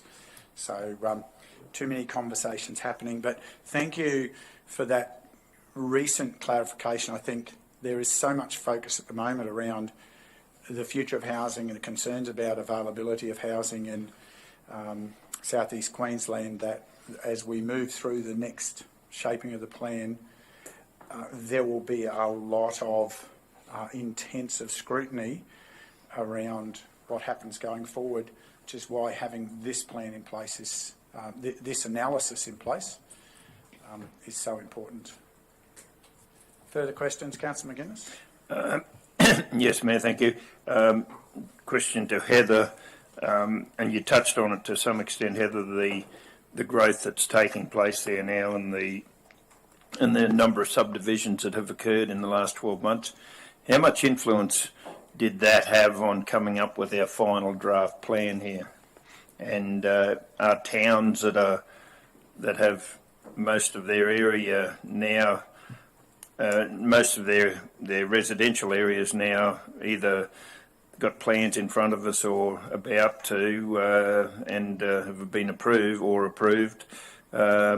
where do they sit in this?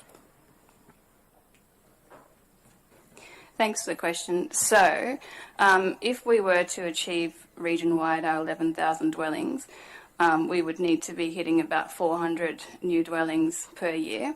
And prior to last year, we were about half that, and we only had a bit of an uptake in development interest and new buildings post-COVID for about a year. So we've taken into account that there will be ups and downs in the uptake of development, and also there will be areas of growth that will experience growth in that 20-year period at different times. But the growth management strategy at the end of the day will need to be monitored continuously. There's always going to be new elements that need to be considered, like new projections for population, unexpected demand for different types of dwelling in our region that we need to cater for. So at the moment, where we might be seeing interest will change, and we'll need to adapt to that by continuing reviewing our strategy for growth. Thank you. Further questions, Councillor Enright? Thank you, Mayor. Question to Heather. In the report, it lists that the Badesett Gleneagle area will take the majority of the intended growth. That figure is 62 point something percent as the indicative figure, which will see virtually the population of current Badesett double in the next 20 years, Badesett Gleneagle. I note in your opening remarks about maintaining the relaxed rural lifestyle. Through the process of the growth management strategy, what areas have been addressed and targeted to maintain the lifestyle that we have tried to achieve in our planning scheme.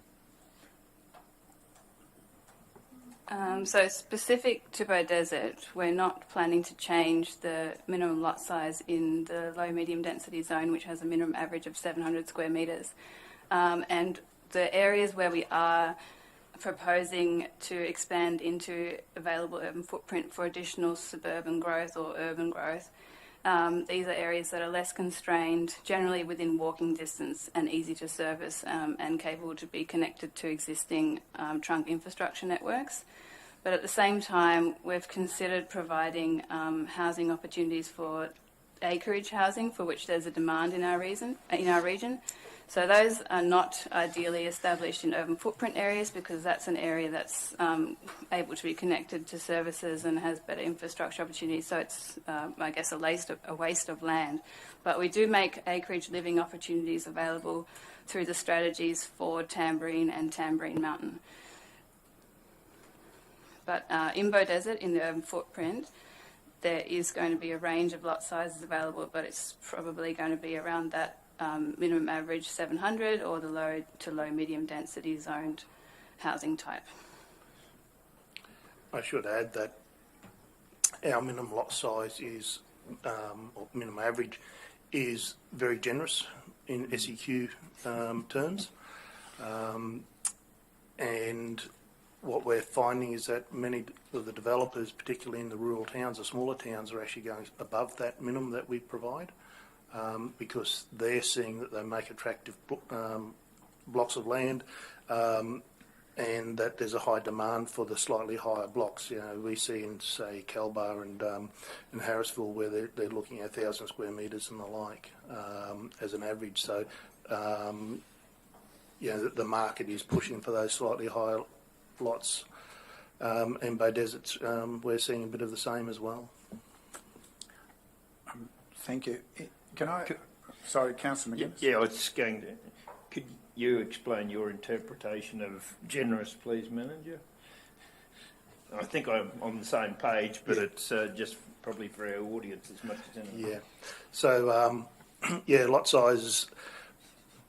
When we look at some of our neighbouring more city areas, they're looking at lot sizes, 400 to 500 square metres as being an average, and dropping down, as low as 300. So, at 700 metres, you can have a good sized house, a reasonable yard. At 1,000 square metres, you get a good backyard. So, I think the days of 5 acre blocks is well and truly gone. But the larger house blocks in our urban footprint, that's something we have, which is probably stands out slightly differently to, within the southeast Queensland area, to our neighbours. Could I ask a question? In the consultation report, which is what we are seeking to endorse today, there's a number of comments in there from different groups in different areas. I'm mindful that in shaping SEQ, there was a commitment from the state about education materials.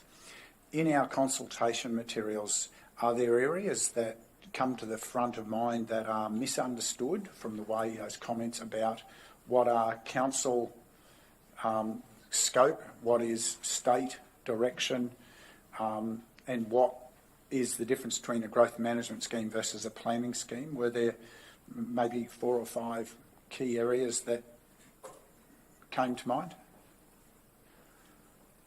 I'm happy to answer questions. So what comes through a lot is firstly misunderstanding the requirement to plan for a certain level of growth in the first place from the shaping SEQ, and that is mandated through the regional plan. That is a state document. Secondly, in terms of setting a minimum lot size, although it is Council's recommendation through a draft planning scheme to determine an appropriate lot size, there's still a requirement to meet state planning policy and any other direction in state planning instruments when you're developing a planning scheme. So that requires us to make sure that we're providing for the housing type that's needed, for our growing population. We're using it in an efficient way.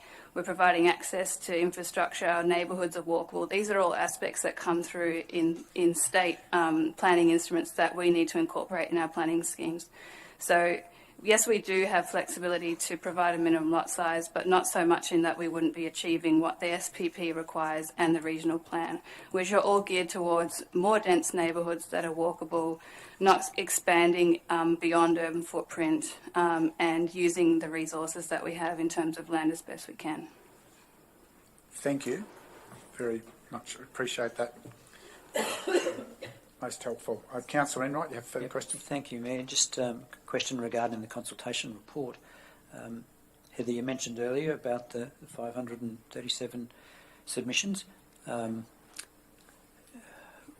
you mentioned that any of those who provided their contact address will be able to receive information on their specific unique number.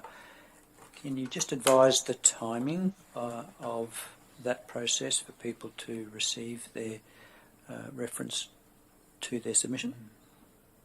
Thanks for the question, Councillor. So we're aiming to get that correspondence out by the end of this week, and they will receive a letter giving them a unique reference number.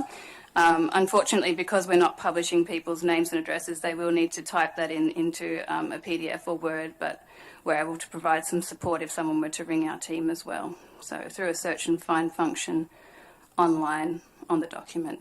So by the end of this week, those letters will be sent by Council. Great, thank you. Thank you. Councillor McConnell? Just in regards to those submitteds, 527. And you said they were spread out across the region. Was there one area that submitted more or were more passionate? Yes, there was one area that was more passionate, and we did receive a pro forma submission. So the consultation report does break down where the submitters came from on page 12 of that report. The most submissions were received from Tamborine Mountain, and that included 414 pro formas. After that, we got 29 submissions from the Bow Desert Glen Eagle area, and a few from Tamborine in terms of the village, and other general submissions. But yeah, there was definitely most submissions came from Tamborine Mountain, which is consistent with the community response to town planning consultations traditionally from that area. Thank you. Thank you very much. Councillors, any other questions? Not, we might move forward with the recommendation. Thank you, Mayor. Councillors, as the Manager and Principal Specialist have pointed out, today is the purpose of presenting the consultation report with the intention of bringing forward the growth management strategy for adoption at the 22 November meeting.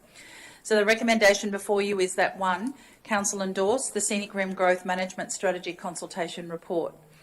And 2, Council note the revised draft of the Scenic Rim Growth Management Strategy 2041, and that the final draft will be further considered at the ordinary meeting on 22 November 2022. And 3, that Council acknowledge the development of the Scenic Rim Growth Management Strategy 2041 was necessary to comply with ministerial conditions imposed on the adoption of the Scenic Rim Planning Scheme 2020. Thank you. I seek a mover. Councillor McConnell, thank you. Any further questions, councillors? Any further comments? Any additional discussion? I seek a seconder. Councillor Enright, wish to speak.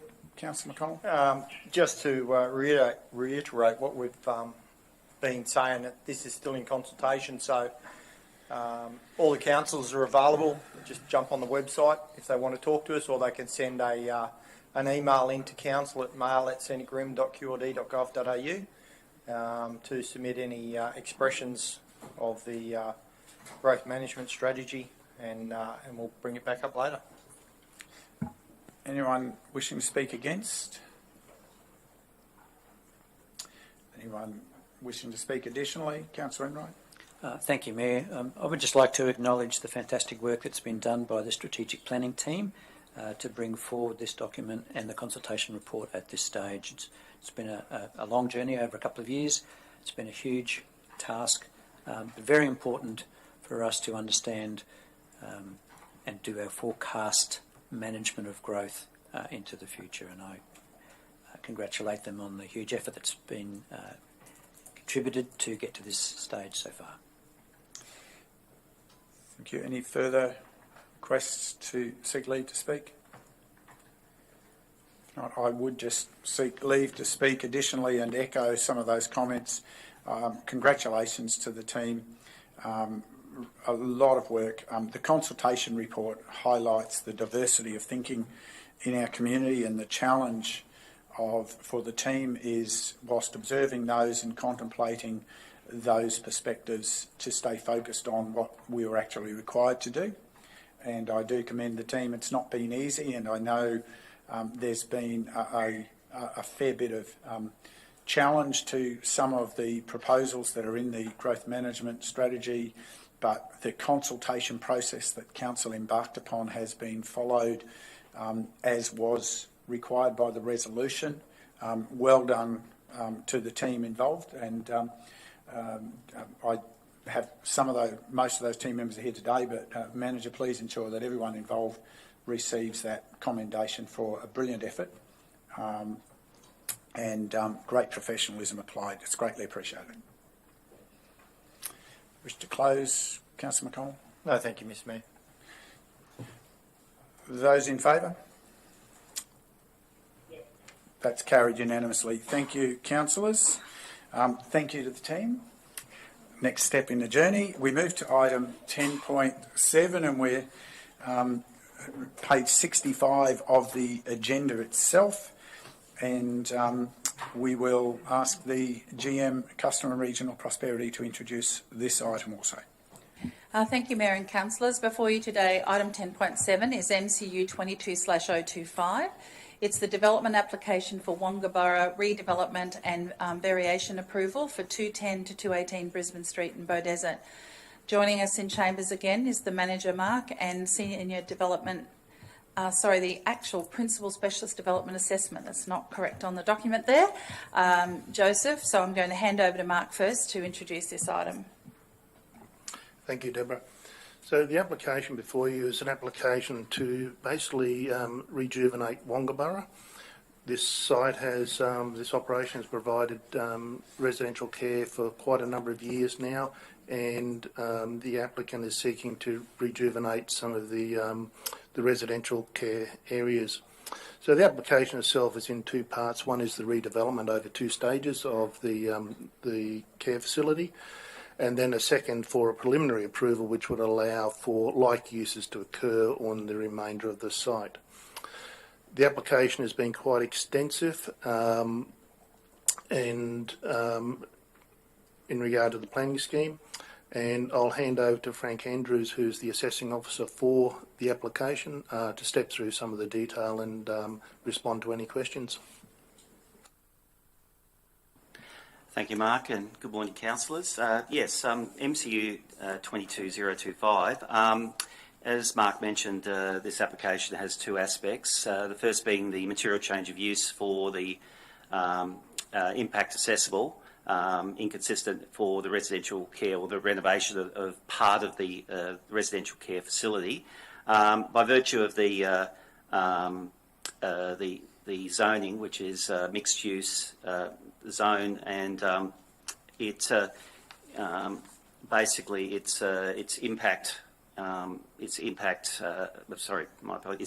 and inconsistent.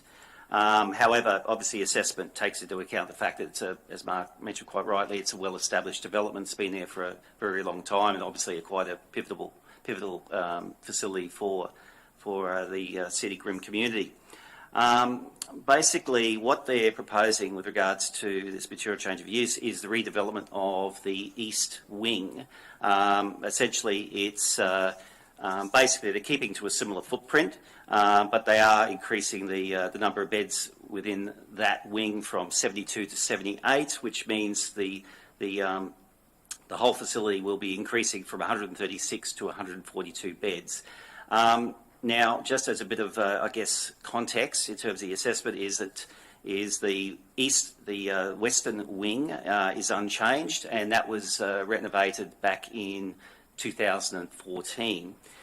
Now, with regards to this, probably one of the key issues, of course, is the fact that it's a mixed-use zone, commercial industrial precinct. The fact it's inconsistent, but we've got the long history. The other issue, of course, is the matter that it's close to the industrial area to the west. Now, with respect to that, I guess, as far as my understanding, and certainly from my discussion with colleagues, is that there's never been any issue of any conflict or any sort of complaints or anything. So essentially, it seems to have been there for a long time without any sort of significant, conflict or reverse amenity issues. And probably one thing that probably is probably is strongly in favour with respect to this development is that this redevelopment is on the eastern half of the site, therefore it's well separated from the industrial areas.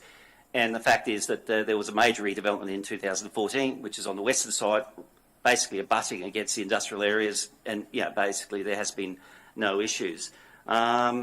Now, the other thing too probably is just to, in context, is that the industry area to the west is in the industry zone, which allows for sort of low impact and medium impact industries. It doesn't allow for your sort of high impact, sort of noxious type industry. So generally, then the expectation is not for uses that would, have broad, amenity or safety impacts beyond the extent of the respective properties.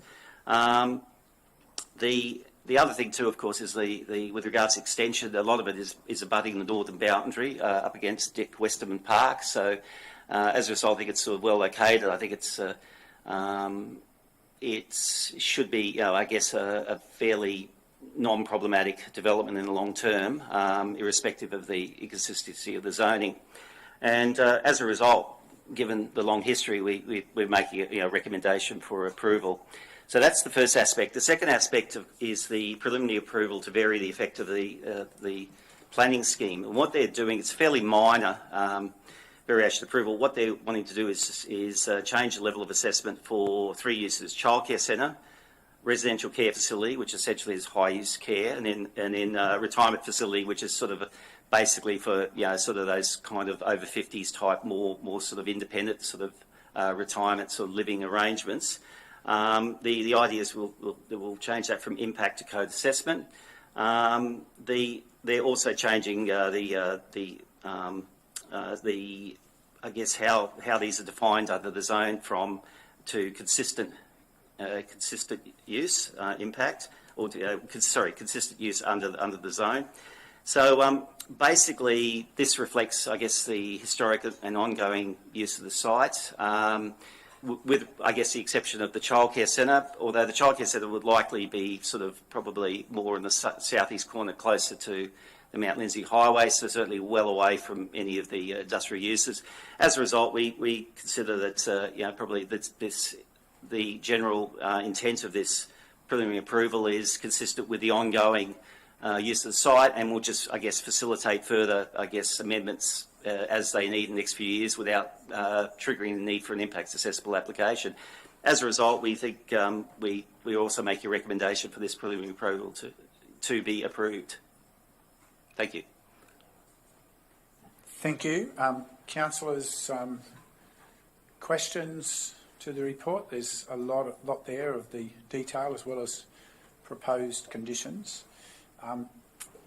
Whilst it may not be material, just for clarity, my understanding is that the portion of the location, this might be from an officer or councillors who are more closely involved, the northern portion of what's going to be demolished and rebuilt is actually not in use at present. It's an unserviceable structure for whatever reasons, and therefore there's actually a benefit in terms of providing for aged care to actually remedy that circumstance. Is that a correct understanding? It's not something what formed part of the assessment. However, how we understand the purpose for the redevelopment was to bring it up to a more current standard in terms of the facility itself. Yeah. Thank you. Mr. Mayor, if I can just add, in relation to this development, the applicant is a not-for-profit organisation. So there is potential that when approved, any infrastructure charges, the applicant could come back if there are any infrastructure charges applied. They could seek under our adopted infrastructure charges resolution. They could seek and to have those fees waived or in full or in part. So that potentially could be something that comes back to us. Thank you for that visibility. Further questions? Yeah, just councillors? wanted to draw Sorry, attention to that, Mayor, because of the statement on page 79 that says there are no financial implications resulting from this, but that is Could be. unknown at this stage. Yeah. Thank you. Councillors, further questions? Sir.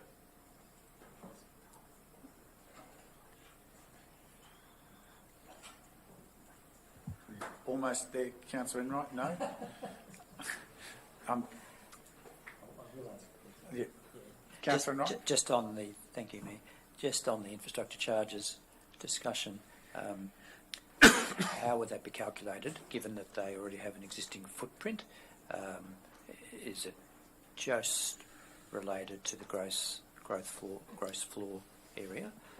So there would be a credit for what's existing. Is that correct?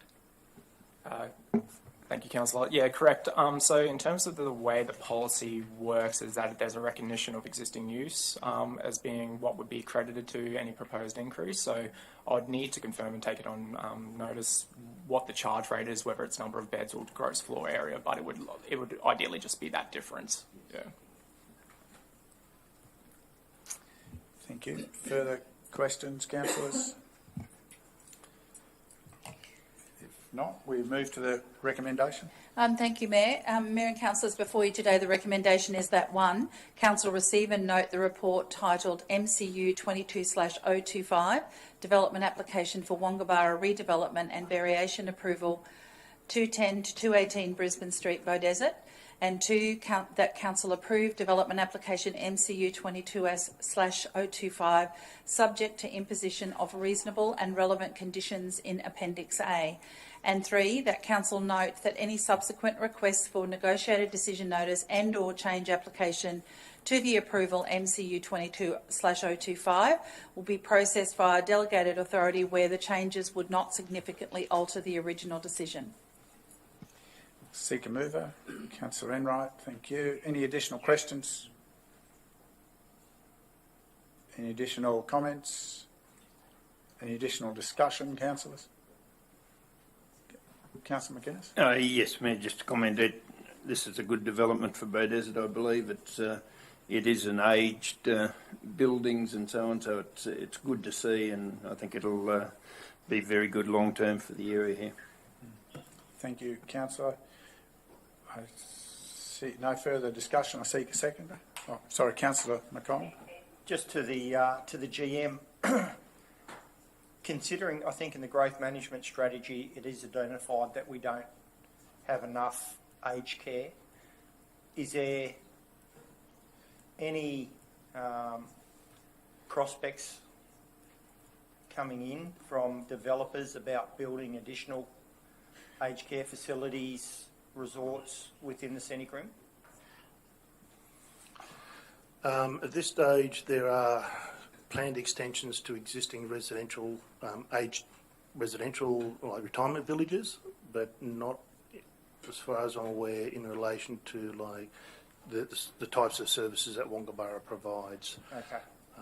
There are quite a few in that residential care, residential retirement type village. So we definitely need more like Wongabarra within the Scenic Room? Yes, that was identified in the GMS as well. Yeah. Yep. Thank you. And it would also go hand in hand with the council's currently developing an investment prospectus, and whereby you have an adopted growth management strategy. Those two things would work hand in glove because of going out and seeking investment in the region. Thank you. Thank you. I now seek a seconder. I thought I heard Councillor West there. Thank you, Councillor West. Councillor Enright, you wish to speak to the motion? Thank you, Mayor. It is with great pride that I would support this recommendation into a motion, and if I can, with your agreeance, just give a little bit of background to Wongaburra, because it really is quite a fantastic story.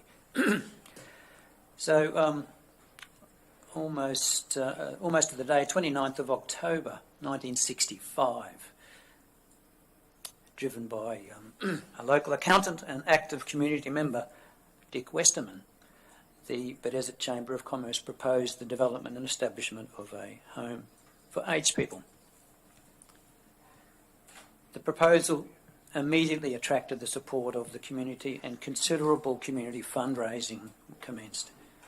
In only 5 years, funds were raised and the first building was completed and officially opened by Dame Annabel Rankin on the 22nd of August 1970. Since this time, further fundraising has been done, more land was purchased, and the complex was expanded to meet the growing needs of our community. In 1984, again in 1996, the capacity of Wongaburra grew to 97 beds. In 2007, another 64 beds were added.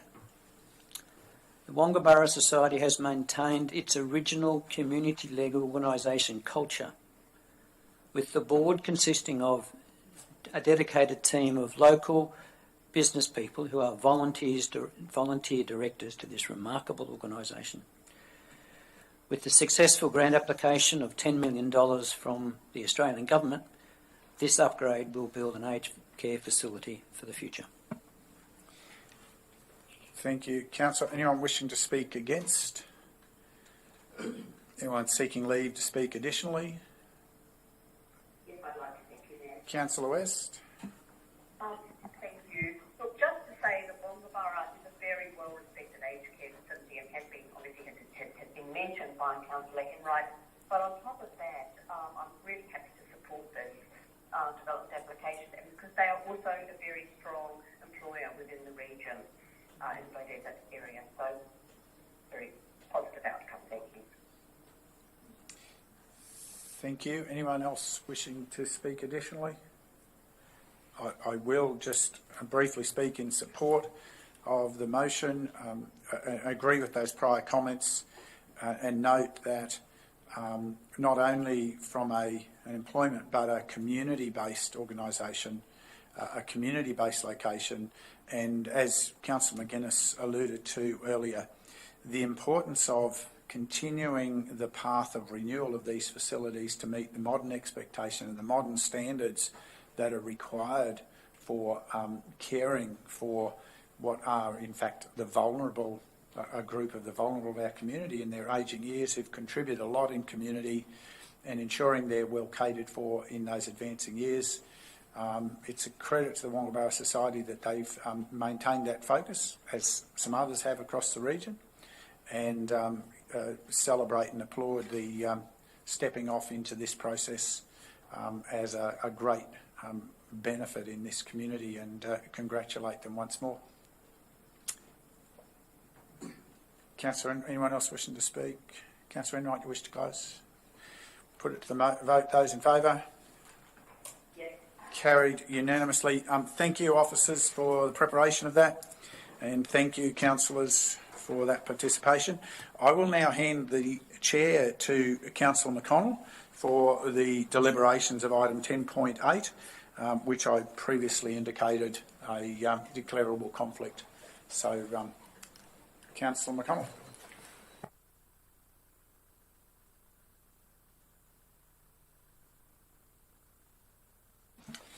Thank you. Now, General Manager, Customer and Regional Prosperity to deliver the report, please. Thank you, Deputy Mayor. Before you today, councillors, is item 10.8, the Environmental Grants Program for 2022-2023. And I'd ask the Principal Specialist Biodiversity and Climate Change, Josh Baker, if he would present this overview of these grants and this report to you. Thank you, General Manager, and also with me today I have our Land for Wildlife Officer just for any technical questions. So the purpose of this report is to advise of the applications made under the 22-23 Environmental Grants Program and outline the recommendation of the distribution of the grant funds. This year, Council made $155,875 available to the community for the program. This is an increase of approximately $50,000, which occurred for a budget submission for the 22-23 financial year. This budget's been made available for the delivery of a single round of the environmental grants program. So this year we invited applications from our community groups and also our Habitat Protection Program members, so our Land for Wildlife and Conservation Agreement members. The program opened for a period of 6 weeks from the 18th of July to the 21st of August, with digital applications accepted for our Smarty Grants program, and then also paper-based applications which are accepted through our customer contact centres. During this time, we actually held 5 workshops, 3 in person and 2 online. These were held in Boonah, Bow Desert and Tamborine Mountain. And the purpose of these workshops was to invite community members and then also those Habitat Protection Program members with the opportunity to talk about their applications and improve their applications. So at those workshops, we actually received 45 attendees, which was a great outcome. So in total, Council received 53 applications to a total value of $622,278.33, with a total in-kind value of $333,421.93. These were for a variety of projects, including weed management, habitat restoration, revegetation, and then some education projects. During the assessment period, 1 application was actually withdrawn, so this resulted in 52 applications being assessed. And during this period, we deemed that 51 applications were deemed successful and recommended the award of $156,383.77. Just noting that this is $509 over our budget, which will be accounted for in our Conservation Partnerships budget. So the applications, they were assessed against a set criteria detailed in the Environmental Grants Program Guidelines. The panel consisted of 2 members of our Biodiversity and Climate Change team and then also a member of our Community Development team. The level of funding sought from the community totaled $288,856, and once again this has exceeded Council's expectations. And of course, this has resulted in difficulty in awarding full funding to our applicants, irrespective of how they've satisfied the criteria in the policy. So, in regards to that, some successful applicants were recommended to receive partial funding in an effort to maximise the number of successful applications. So, in total of the 52 applications, we recommended that 10 applications are successful and receive full funding. 41 applications are successful and receive partial funding, and 1 application is unfortunately unsuccessful. In this instance, it was unsuccessful due to not complying with the guidelines, so unfortunately weren't able to support the application. So in certain instances where these projects were ineligible, only eligible components were able to be funded. And where possible, we have diverted those projects into some of our other programs, so the 1 Million Trees program, for instance. But in summary, there is a summary report in the attachment. It provides all the funding, the in-kind proposal. It also provides the brief of the project and also the staff's interpretation of the project and our reason for recommendation. Thank you. Thank you. Any questions? Councillor Enright. Thanks, Deputy Mayor. I just wonder if I can ask Josh, just broadly, the eligibility criteria for successful applicants. So the eligibility criteria relates to whether they're a member of the Habitat Protection Program or a community group. So with our community groups, they're required to be incorporated as a community group. Where they're not, they're required to be auspiced by an incorporated community group. In regard to our private landholders, they're required to be a member of our Habitat Protection Program. So they may have one of many mechanisms. This could include the Land for Wildlife membership, also our conservation agreements, our conservation covenants, and then also nature refuges. So they're the 4 components of that. Thank you. Thank you. Virginia, any questions?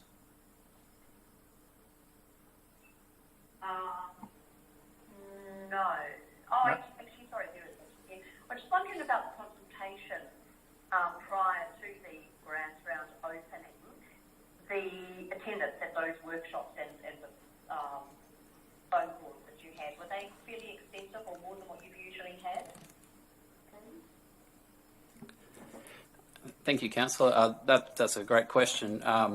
I personally didn't attend the workshops, but from the feedback that I found was that it was a mixture of community groups, our private landholders, and our environmental groups as well. So from what I understand from talking with our Land for Wildlife officer, it was well received, and it supported those applicants where their applications, they showed a lot of promise, but potentially they just, I guess, hadn't really been through a grants program previously, so they didn't really understand that process. So there was a lot of support in terms of just understanding the administration of the program through our Smarty Grants portal, but then also there was a lot of discussion around actually improving those projects in terms of environmental outcomes. And if I could, through you, Chair, just add, if I could, Councillor West, just add to that Josh's answer. This year, because of the increase in budget, there was an article included in the Scenic Living that went out when their budget was adopted, so that went in an insert into all rates notices. So we drew attention to both this and the community grants, which both had significant increases this year. So the people had an early heads up that they would be opening shortly for the rounds. Thank you. Any other questions? No. Get the GM to present the recommendations, please. Thank you. With your indulgence, Deputy Mayor, I will read items 1 and 2, but not the full details of the table, which is outlined for the 51 projects. Just don't think we've got enough time for that. Sorry, Councillor Enron, are you disappointed? So the recommendation before you today, councillors, is that 1, Council approve the allocation of grants under the Environmental Grants Program 2022 to 2023 for a total of $156,383.77, which is the 51 projects outlined as listed below. And 2, that Council provide relevant feedback and advice to unsuccessful grant applicants to continue to improve knowledge gaps for the purposes of applying and in support of future applications. Thank you. Ask for a mover, and I think I just heard Councillor West on the phone. Happy to move. Happy to move, so move Councillor West. Any discussion on the grants? Councillor Chalk? No? Okay. Seconder for the recommendation? Councillor McGuinness? Would you like to speak on the motion, Councillor West? Yes, thank you, Mayor. Just to say what an incredible result this is, and thank you to the officers for the preliminary education that in consultation they've done with the community prior to all of the grants coming out, and really thank you to all our landholders who are wanting to get involved in looking after our unique community.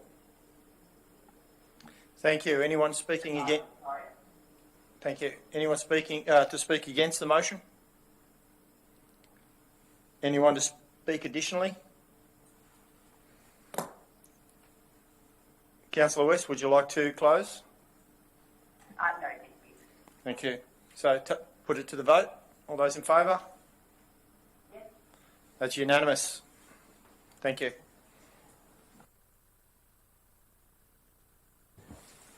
We'll just now wait for the Mayor to return to the chambers. Thanks, Mark.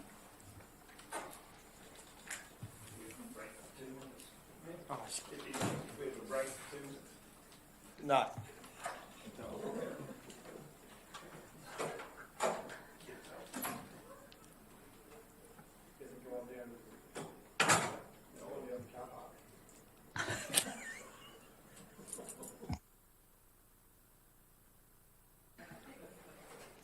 Okay, we'll take a quick two minute break while we wait for the Mayor to... Hang on. No, he's back. I'll hand back over to the Mayor. Thank you. Thank you, councillor. We now move forward with item 10.9, page 162 of today's agenda. Councillors, I'll ask the GM. Oh, okay. We'll just pause for a moment. We won't take an adjournment, and I resist the temptation to sing a happy song. Please do.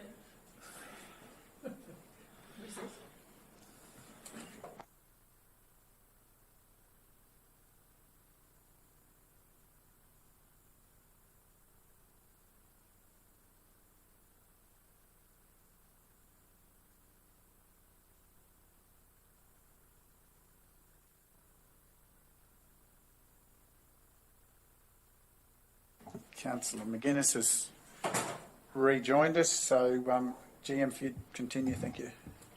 Thank you, Mayor and councillors. Item 10.9 today before you is 2022 Queensland Tourism Awards and Destination Q Forum.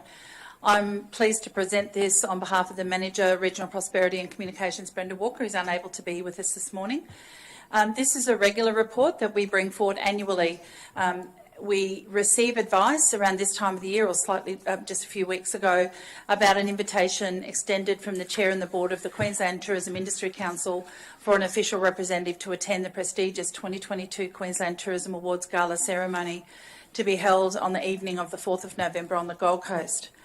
Every year, on the day prior to the awards gala ceremony, the industry's premier forum, Destination Q, is also held on the Gold Coast, and that's presented by partners of Queensland Tourism Industry Council, Queensland Tourism Events and the Department of Tourism Innovation and Sport. This year's forum will again bring together all of the government and industry leaders to consider the future of the industry, discuss its key tourism and events issues and priorities to ensure that Queensland remains competitive as a destination. The theme for the forum in 2022 is Journey to 2032, which is very topical. It's going to build on the strengths and look at sessions that will include the understanding of the visitor economy, the customer-first planning and accessible tourism, and tourism skills and workforce and sustainability issues, which, as you well know, are very topical.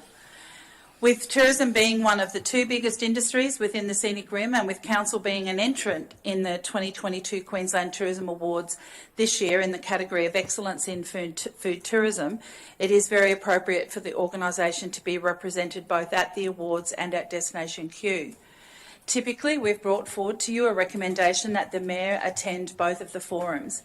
This year, unfortunately, Mayor is only able to attend one and not able to attend the Destination Q Forum, as he is the chair of the Local Disaster Management Group, and there is a meeting on that day, a meeting of the LDMG on the same day as Destination Q Forum. So we've brought forward a recommendation this year that the Deputy Mayor, Councillor Jeff McConnell, be nominated as Council's representative to attend Destination Q Forum on the 3rd of November, and that the Mayor continue as the Council's nominated representative to attend at the 2022 Queensland Tourism Awards Gala ceremony. I should say that some officers will be in attendance, in particular the Manager of Regional Prosperity and Communication, who leads the team that has submitted the category for the food tourism event, which was we've nominated Eat Local Week. I should also, for full disclosure, point out that I am a judge as approved by Council. I'm a Queensland Tourism Awards judge and have been so since 2017, and it's a great privilege that I get to experience the nominees across the categories of this great state. Some 30 categories are represented again this year. I do, though, not see any submissions that are submitted by this council or anyone else in this region. There's very strict confidentiality clauses and a very strict judging process, so that I'm not involved in any of those. So before you today, Mayor and councillors, is some recommendations to fill the positions of the attendees at both of the forums coming up. Thank you, GM. Councillors, questions? Comments? We move forward to the recommendation. Thank you, Mayor and Councillors. For your consideration is a recommendation that 1, Council note that the Mayor's role as Chair of the Local Disaster Management Group takes necessary priority over the Destination Q Forum. 2, that Council endorse the Deputy Mayor, Councillor Jeff McConnell, as the nominated Council representative to attend the Destination Q Forum, being held on the 3rd of November 2022 on the Gold Coast. That 3, Council endorse Mayor Greg Christensen as the nominated Council representative to attend the 2022 Queensland Tourism Awards Gala ceremony, being held on 4 November 2022 on the Gold Coast, noting the estimated cost is $500. 4, that Council endorse that should the Mayor be unavailable, the Deputy Mayor to attend in his place. And 5, Council endorse the purchase of overnight accommodation for the designated representative to the Tourism Awards Gala ceremony, noting that the event is being held on the Gold Coast. Thank you. I seek a mover. Councillor Chalk, any further questions? Any additional comments? Any additional discussion? I would just add a piece of discussion. I think it'll be very helpful, particularly given the content's important to be, I think, at the Destination Q conference. Some very good learnings both the officers always bring back from it, but I think it's always good for elected representatives to hear and consider that content, but also to realise how well regarded this region is in the tourism marketplace. So that would be my comment. Any further discussion? If not, seek a seconder. Councillor Enright, wish to speak? Councillor Chalk? Anyone seeking leave to speak additionally? Councillor Enright? Good luck. Yes, Councillor. I'm presuming that's for the nomination, not for the attendance. Yeah. Okay. Thank you. No further discussion, then we put the motion. Those in favour? Yes. Carried unanimously. Thank you, councillors. We now move to item 10.10, which is page 166 of today's agenda. Thank you, Mayor, councillors, executive, officers, and those listening in online. Item 10.10, excuse me, 10.10 is regarding an item of councillors received a request for consent of construction of a gravity sewer line and the creation of an easement over part of lot 165 SP 131520, known as Dick Westerman Park. As part of the development on lot 305, at 305 to 309 Brisbane Street, Desert, the applicant via Urban Utilities is to provide a sewer connection to a manhole located within Dick Westerman Park. Dick Westerman Park is a state-owned reserve that council manages as a trustee. The applicant has already as a requirement, received approval from the Department of Resources for the sewer works and the easement. Council, as the trustee, is required under its asset disposal policy to have a resolution to actually understand or allow for this easement to occur. So basically, that's the background to this report. I'm happy for any questions. I have a couple of learned officers here if they're a bit too technical for me. Thank you, TM. Questions, councillors? Don't take that last comment as a challenge, but if you have questions, please. Yes. Councillor Enright. Thank you, Mayor. Just a general question. What implications does this easement have over the parkland? Look, we would try to limit the implications via having a construction agreement and access agreement. Certainly, there will be opportunities as a result of the easement being existing around what could be planted within the zone where the sewer is, as well as any future works that will be planned over that particular area. But the way I look at it from a technical point of view, this is the only real way that this development can connect to the sewer line. And likewise, as council often requires easement for drainage purposes, which then provides an onus on the property owners to work within particular aspects for the result of that infrastructure being in place. So really, at the end of the day, it does limit planting and any structures at that location. I'm happy to throw to the other officers in the room if I've missed anything. It appears I was okay with that for an answer. Thank you. Well done. Well done. Councillor Enright, you have a further question? Probably just, this is not something unusual. There'd be plenty of easements, stormwater or sewer generally in lots of areas in our major towns, so it's just really a matter of formality to enable connection. Yes, it's not unusual, but the process has changed over the years.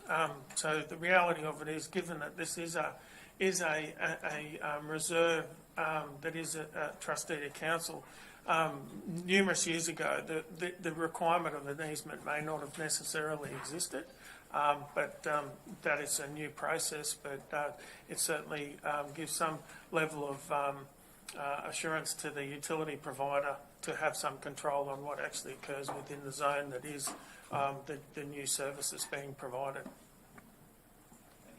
Thank you. Councillor McConnell?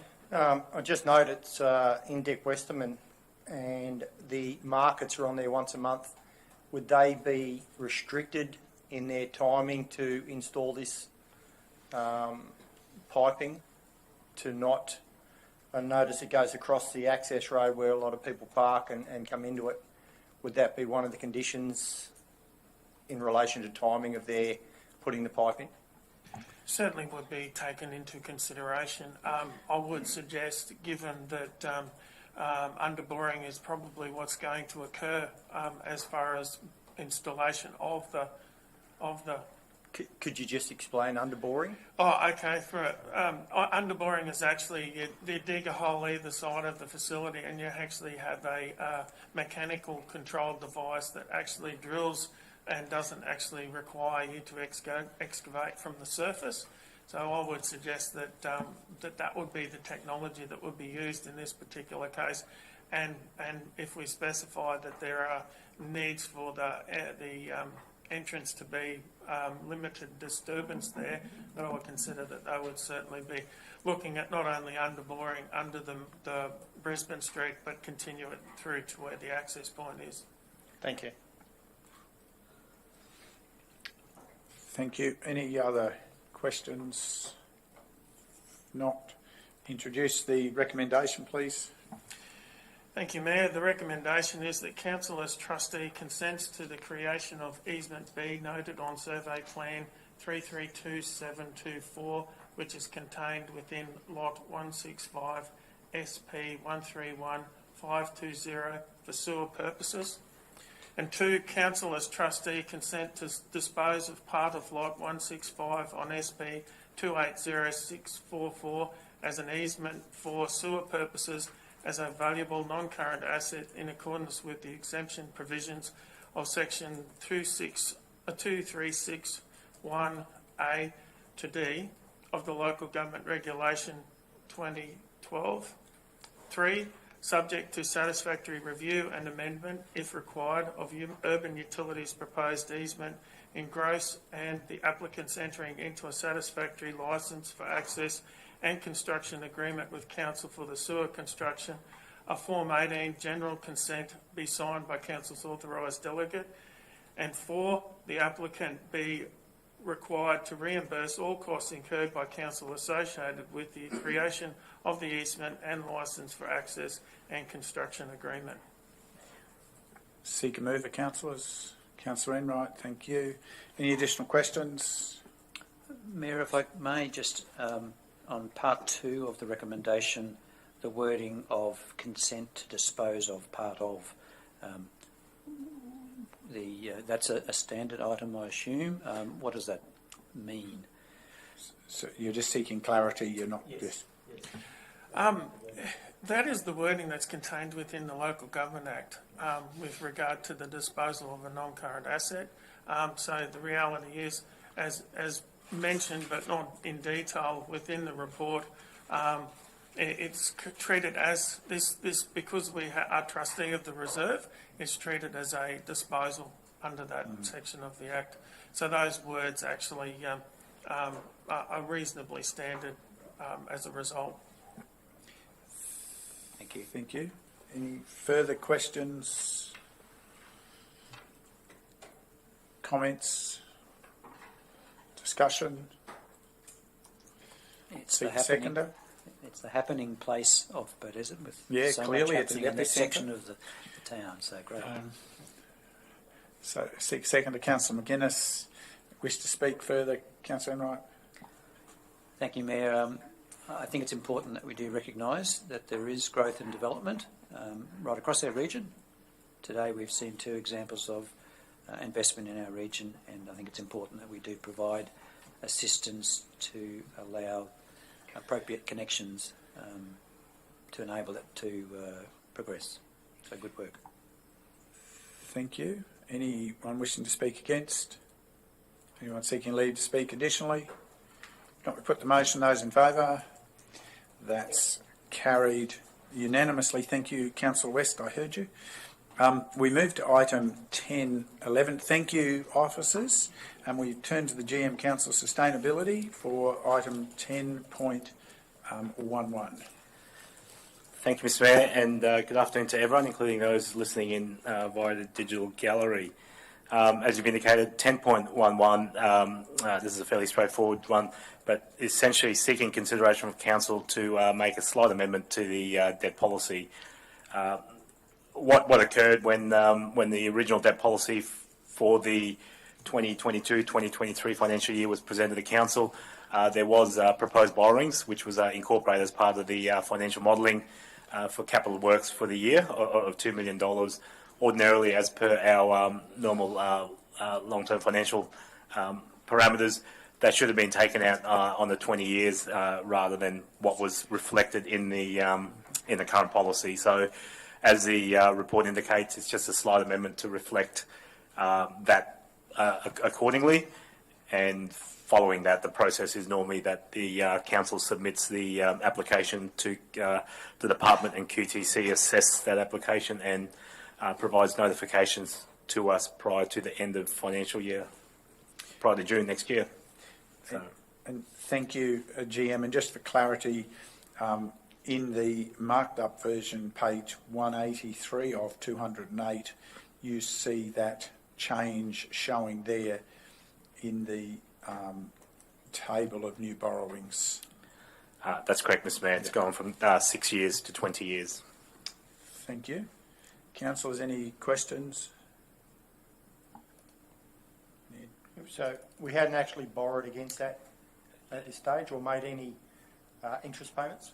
No, not yet. No. So the normal process is for when council adopts the budget, a long-term financial forecast, QTC long-term financial forecast is provided to the Queensland Treasury, and through the department we seek to borrow that, and they generally do that towards the end of the year, and then they provide a draw. They provide the outcome probably mid calendar year next year, around March, April, to that effect, and then there's a drawdown prior to 30th of June to get those funds. So it hasn't been assessed yet, and this is the opportunity to correct it prior to it being submitted. Thank you. Thank you indeed. No further questions. Introduce the recommendation. Thank you, Mr. Mayor. The recommendation for item 10.11 is that, pursuant with section 192 of the Local Government Regulation 2012, Council adopt the revised debt policy, which will replace the previous version adopted on 11 July 2022.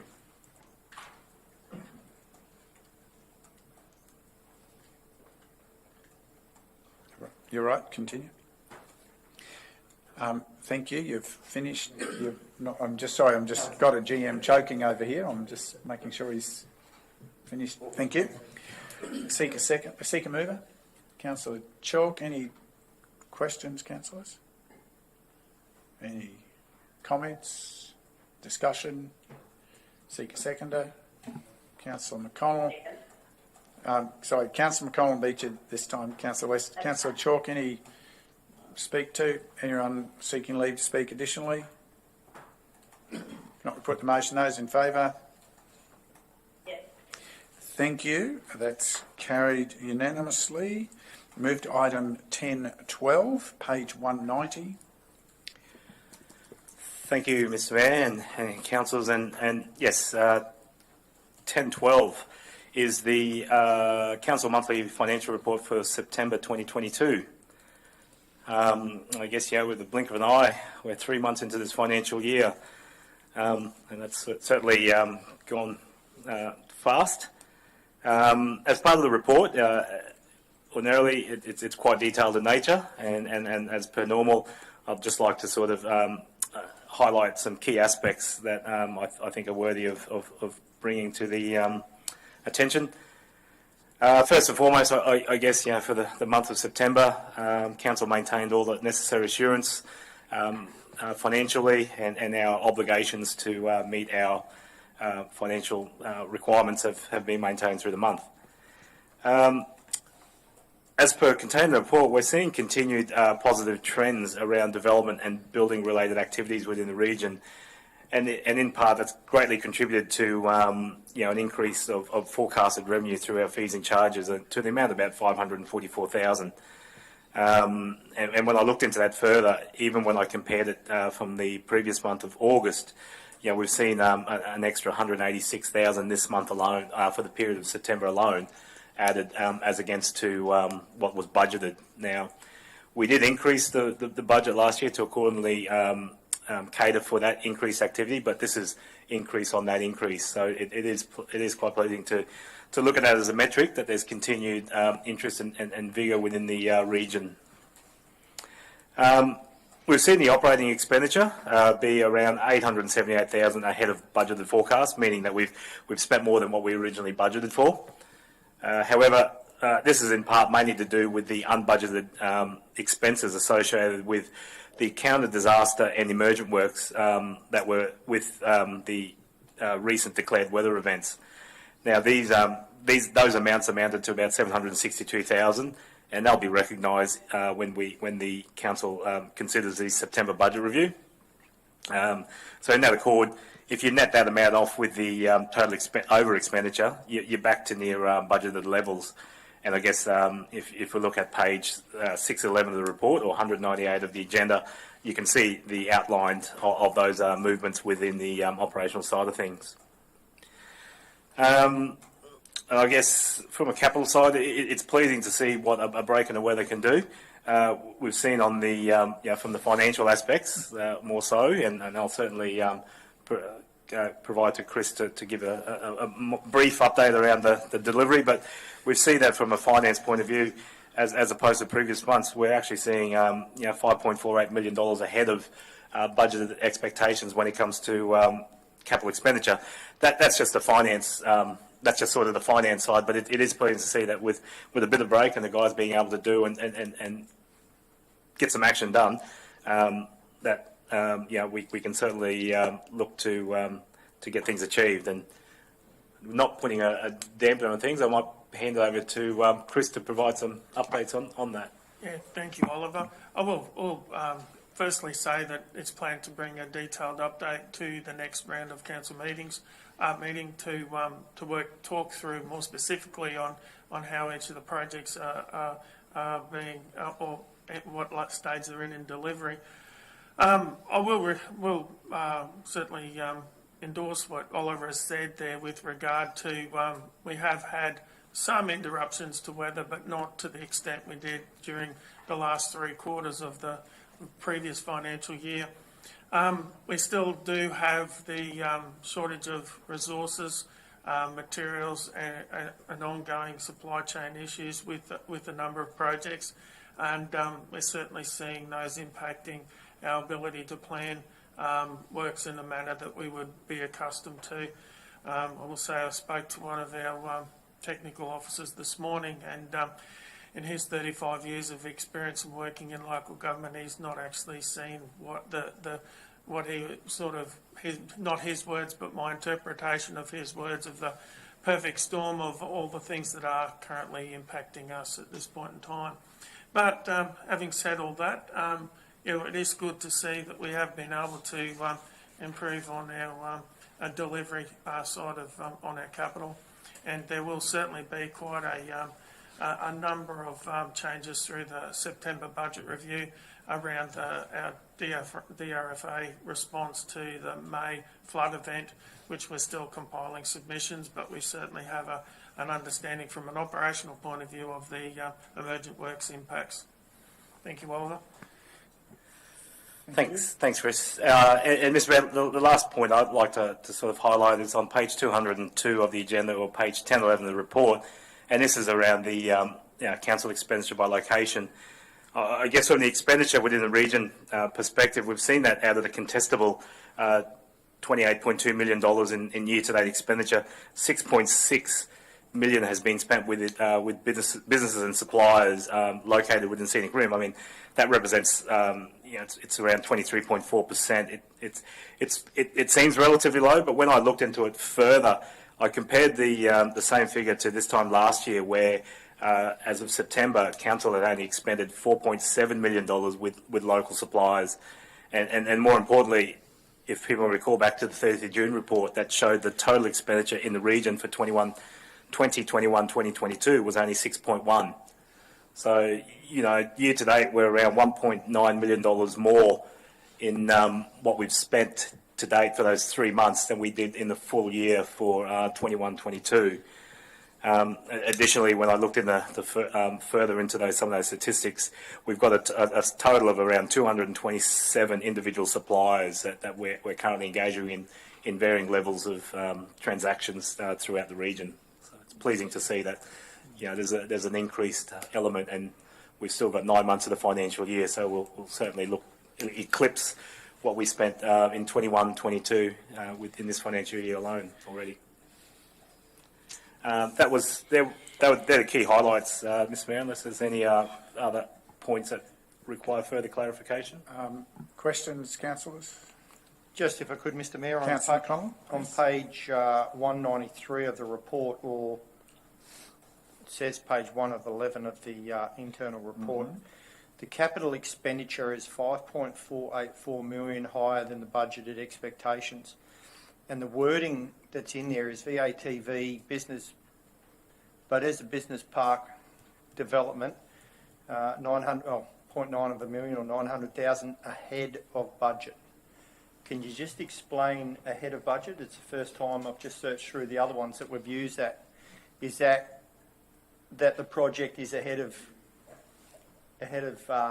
timeline?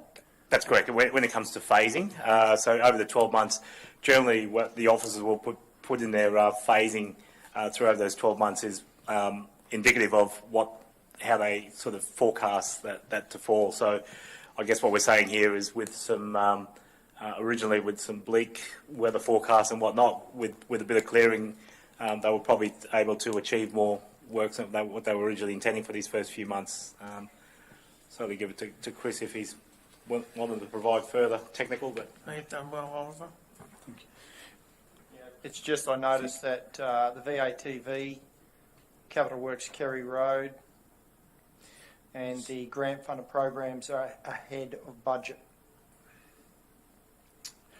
So just, I think, to assist with that for the future, I think the explanation is very helpful. Yeah. Perhaps just put a little legend descriptor somewhere without overcomplicating, so that there's a comprehension of what above budget or below budget means versus then having ahead of budget or behind budget, which is a phasing issue, versus then a quantum.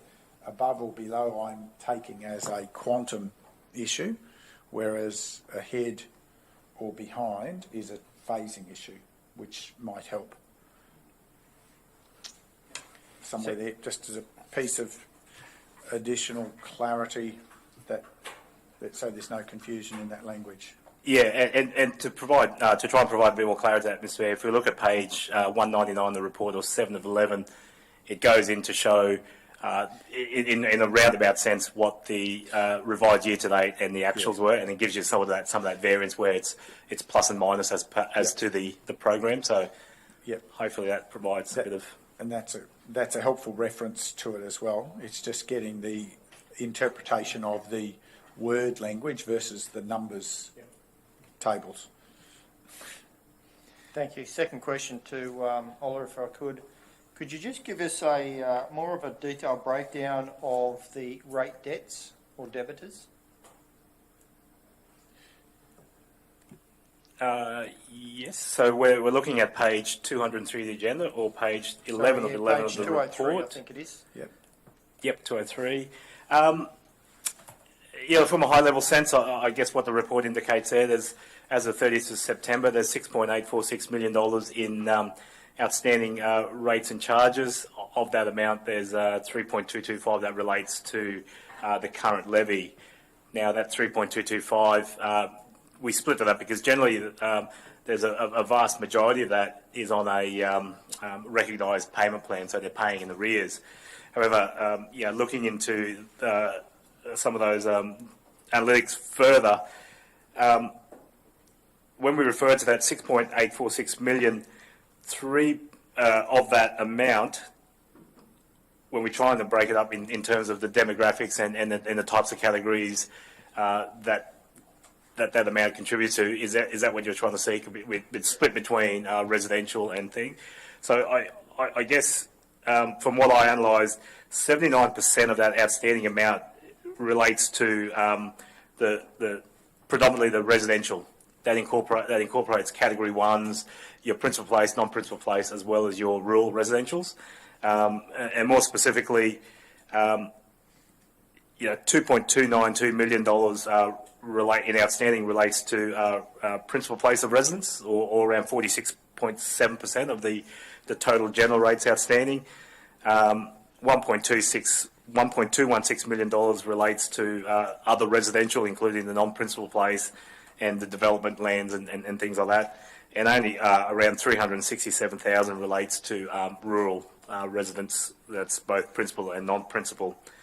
Now, whilst it's 79% seems a vast majority, if you recall back that when it comes to our demographics of our rateable properties, around 80%, residential really accounts to 80% of our total revenue base. So, it's really in line with that. We're not seeing a trend that a lot more residential people are. So it's purely in line with what our current mix are. So, and I guess from a critical perspective, what we really look at is a lot of those, as I've indicated before, they're either paying in arrears or have some payment plans in place.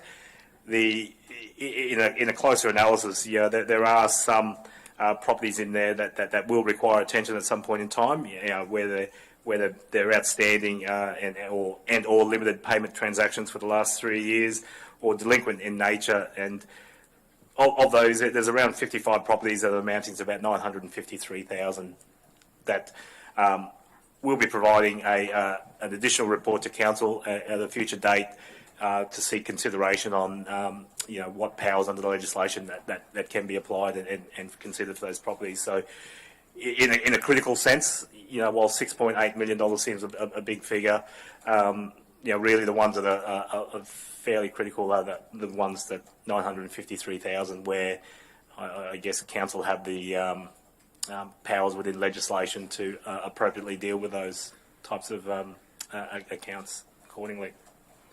That's the demographics that I've sort of split, so I guess there's nothing. Sorry, and just in relation to the bottom of that page, the outstanding other debtors by category, could you just explain the recoverable works? So it's $2.5 million, but it's a debt. Yes. So the recoverable works, so that's our debtors, our accounts receivable. So when we undertake the works on behalf of the various contracts that we do, whether it's the RMPC and the like, we have to submit effectively a reimbursement. So once the performance contracts are undertaken, council will then submit a claim for reimbursement, and at the point of time of the report being undertaken, they're shown as still receivable and not yet paid. So that's. Thank you. Anything else, councillors? Councillor McGuinness? Yes, Oliver. Could I ask if you do a reconciliation in July? You period 13, as you rightly called it, for the. Do you check at the end of August or more so at the end of September to see if that where that sits in that period 13? That's and I mean, obviously that's a unique metric that council introduces to try and paint a better picture. It's not a mandatory financial recording tool, but I believe Chris's team generally through their project managers assess their deliveries and will accordingly flag projects that will be required to where they've originally been phased within the normal 12 months that due to circumstances one way or another have required a additional review, and that's so that is constantly monitored. Chris, if you like. I'm gathering from the question you're wanting to see what projects were listed as a period 13 expenditure, and where are they currently sitting on the program, and how much of that has actually been expended. That will certainly come out with regard to when the detailed capital report is provided, and within that we'll ensure that there's a column that actually shows those projects that were carried over from the previous year, and the delivery time schedule is generally within the information provided. So there will be a start and finish date for each of those projects that were a carryover project. So that should provide the information. It can be separated out, and certainly officers do that, and I certainly have that as a report to myself. Yeah, given that it's most of them, I take it, will be finished by now. There may be, I can think of one that might have been dragged out longer, but you say, Mark, there are probably a dozen or more that would still be ongoing, but is it Enterprise Precinct being one, but is it Town Centre Revitalisation being another? There's quite a number of those sorts of projects that are multi-year projects that were planned to be delivered over an extended period of time as well, that meet that criteria, that would actually have dollars that would be listed in period 13. But I'm referring to projects that were budgeted for last year, except the Desert Town Centre. Yeah, that'll be a number of years, and yeah.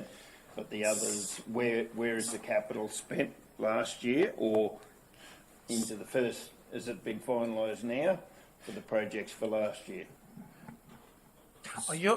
Sorry, Councillor. I think there's you're, two you're different talking questions at here. you're talking at three different purposes here. Yeah, I think that the question that I'm hearing is for those projects that actually were substantially completed last year, but still had finalised billings that may have come into this year.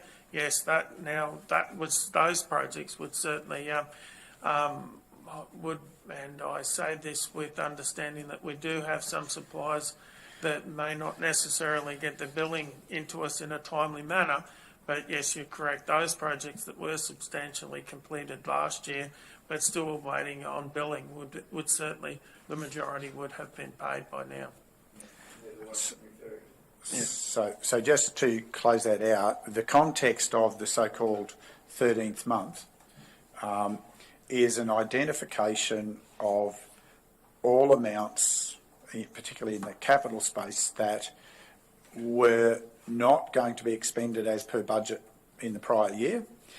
And that can be everything from the fact that the way funding arrives at us is in a lump, even though the spend is over 2 or 3 years, or that because of accessing other funds through COVID that we've retimed other projects and therefore carry that funding forward, or in fact that a project has run behind time and is being carried forward. And that's what as well as then carrying forward the funds for any outstanding invoices, which is the piece that Councillor McGuinness is referring. So column 13 had multiple components to it, not just that one piece. That's correct? Yes, that's correct. And I guess, further to Councillor McGuinness's query, you'd recall when we presented the carry forward budget that detailed those items that were in 2021, 2022, that would then, still not quite completed and then carried forward into the 22-23. So the September budget will now allow the various areas within councils to reassess their deliveries for this year and then to assess what's required to be potentially posted in the, into that period 13 columns. Thank you. Any further questions? Councillors? If not, I'll ask you to come forward with the recommendation, GM. Thank you, Mr Mayor. Councillors, the recommendation for item 10.12 today is that Council receive the unaudited financial statements for the period ended 30 September 2022 for the financial year 2022-2023. Seeker mover. Councillor Chalk, thank you. Any further questions? Any further comments? Any additional discussion? Seeker seconder. Councillor McGuinness. Wish to speak? Councillor Chalk. Anyone seeking leave to speak additionally? Put the motion. Those in favour? Yes. Thank you, councillors. We will adjourn there at 12:40 for lunch, and therefore we'll return at 1:10 with a half-hour break, if that's okay, councillors, and return to continue with the remaining matters. Thank you, gallery, and we'll adjourn for now.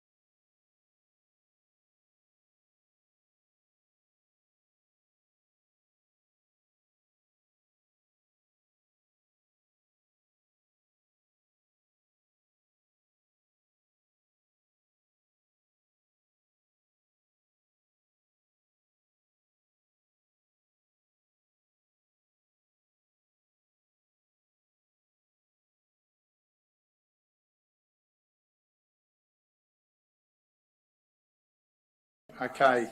Thank you, councillors. We're now going to reconvene. Thank you to everyone for being back. Thank you to those in the digital gallery for rejoining us. And we move to item 10.13, page 204 of today's agenda, GM Council Sustainability. Thank you, Mr. Mayor. Yes, 10.13 is titled Investigation Costs for Inappropriate Conduct Matter C-20-00919 and C-20-00870. The purpose of the report today, if councillors can recall, is that at the last meeting there was a consideration from council to council, the unaffected members, to consider an inappropriate conduct matter, and accordingly, as per contained in the report, one of those orders associated with that report indicated a percentage factor. The intent of today's report is just to clarify and quantify what that percentage report, once the costings were reconciled and attributed to the particular matter that the inappropriate order was forwarding towards. That being said, the calculation is there now, and I guess it's there just for noting, and it in no way intended to make any amendment to the existing findings or orders associated with the previous matter. Thank you, councillors. The GM, I mean, there is a detailed sheet attached which explained that costing. But do you have any questions for the GM?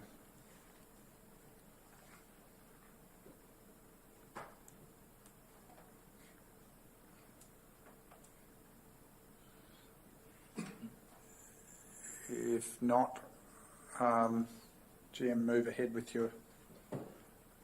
Thank you, Mr. Mayor, councillors. The recommendation for item 10.13 is that 1. Council acknowledge that in line with paragraph 2E of the resolution in item 11.2 from the minutes of the ordinary meeting held on 11 October 2022, the total investigation cost arising from Councillor Swanborough's inappropriate conduct matter C-20-00919 is $6,488.01, with the order for the reimbursements being 30% of the cost of the investigation, amounting to $1,946.40, and 2, in accordance with clause 22.6.3 of the Scenic Regional Council Standing Orders Procedure CM03.01 PR.01, confidentiality be maintained in relation to the attachment to this report, and the attachment not be released to the public. Mover.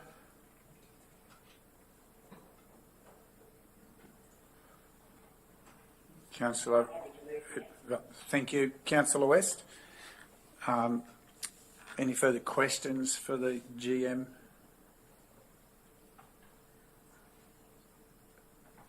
Any further discussion? Seek a seconder. Councillor Enright. Councillor West, do you wish to speak to your motion? No, not particularly, thank you. Mayor, follows on from the resolution of the 11th of October ordinary meeting. Anyone?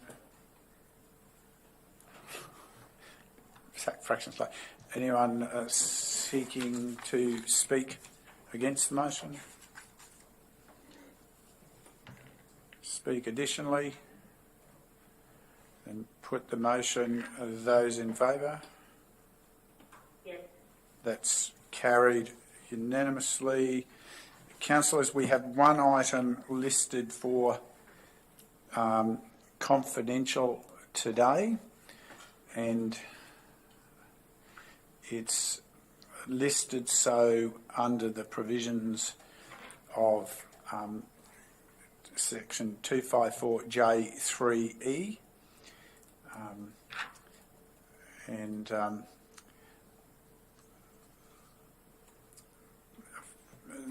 for the purpose of legal advice and pertaining by the local government or legal proceedings that involve the local government, that legal proceedings that may be taken by or against the local government.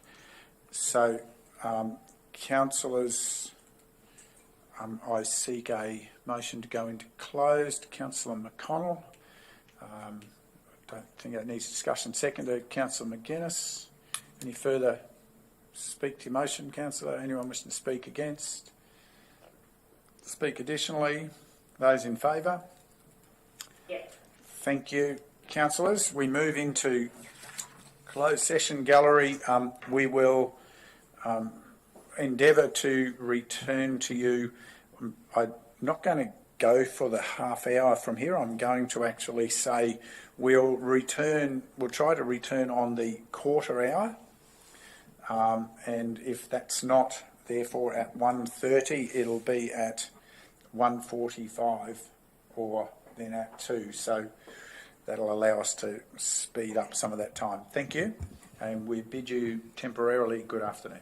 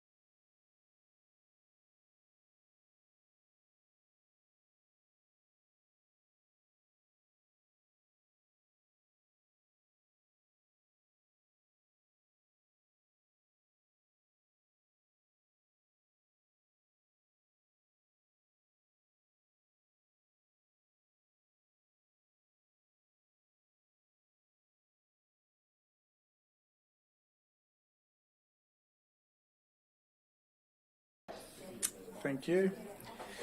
Councillors, I seek a motion to return into open session. Councillor McConnell, seconder. Councillor Enright. Any further discussion? Put the motion. Those in favour? Yes. Thank you. We're back in open session. We have a recommendation before us. Councillors, I'll ask the GM to introduce it, please. Thank you, Mayor and Councillors. The recommendation before you is that 1, Council note the judgment MCU 20/050 SDA Property Nominees Proprietary Limited versus Scenic Rim Regional Council and Oars, Planning and Environment Court Appeal number BD 2001 of 2021 1-11 at Eagles Retreat Place, Tamborine Mountain. 2, that Council note the judgment comments that the co-respondents' persistence with their refusal cases resulted in a waste of public and private resources, and that Council has incurred significant costs to be represented at the hearing. It is reasonable to seek recovery of costs.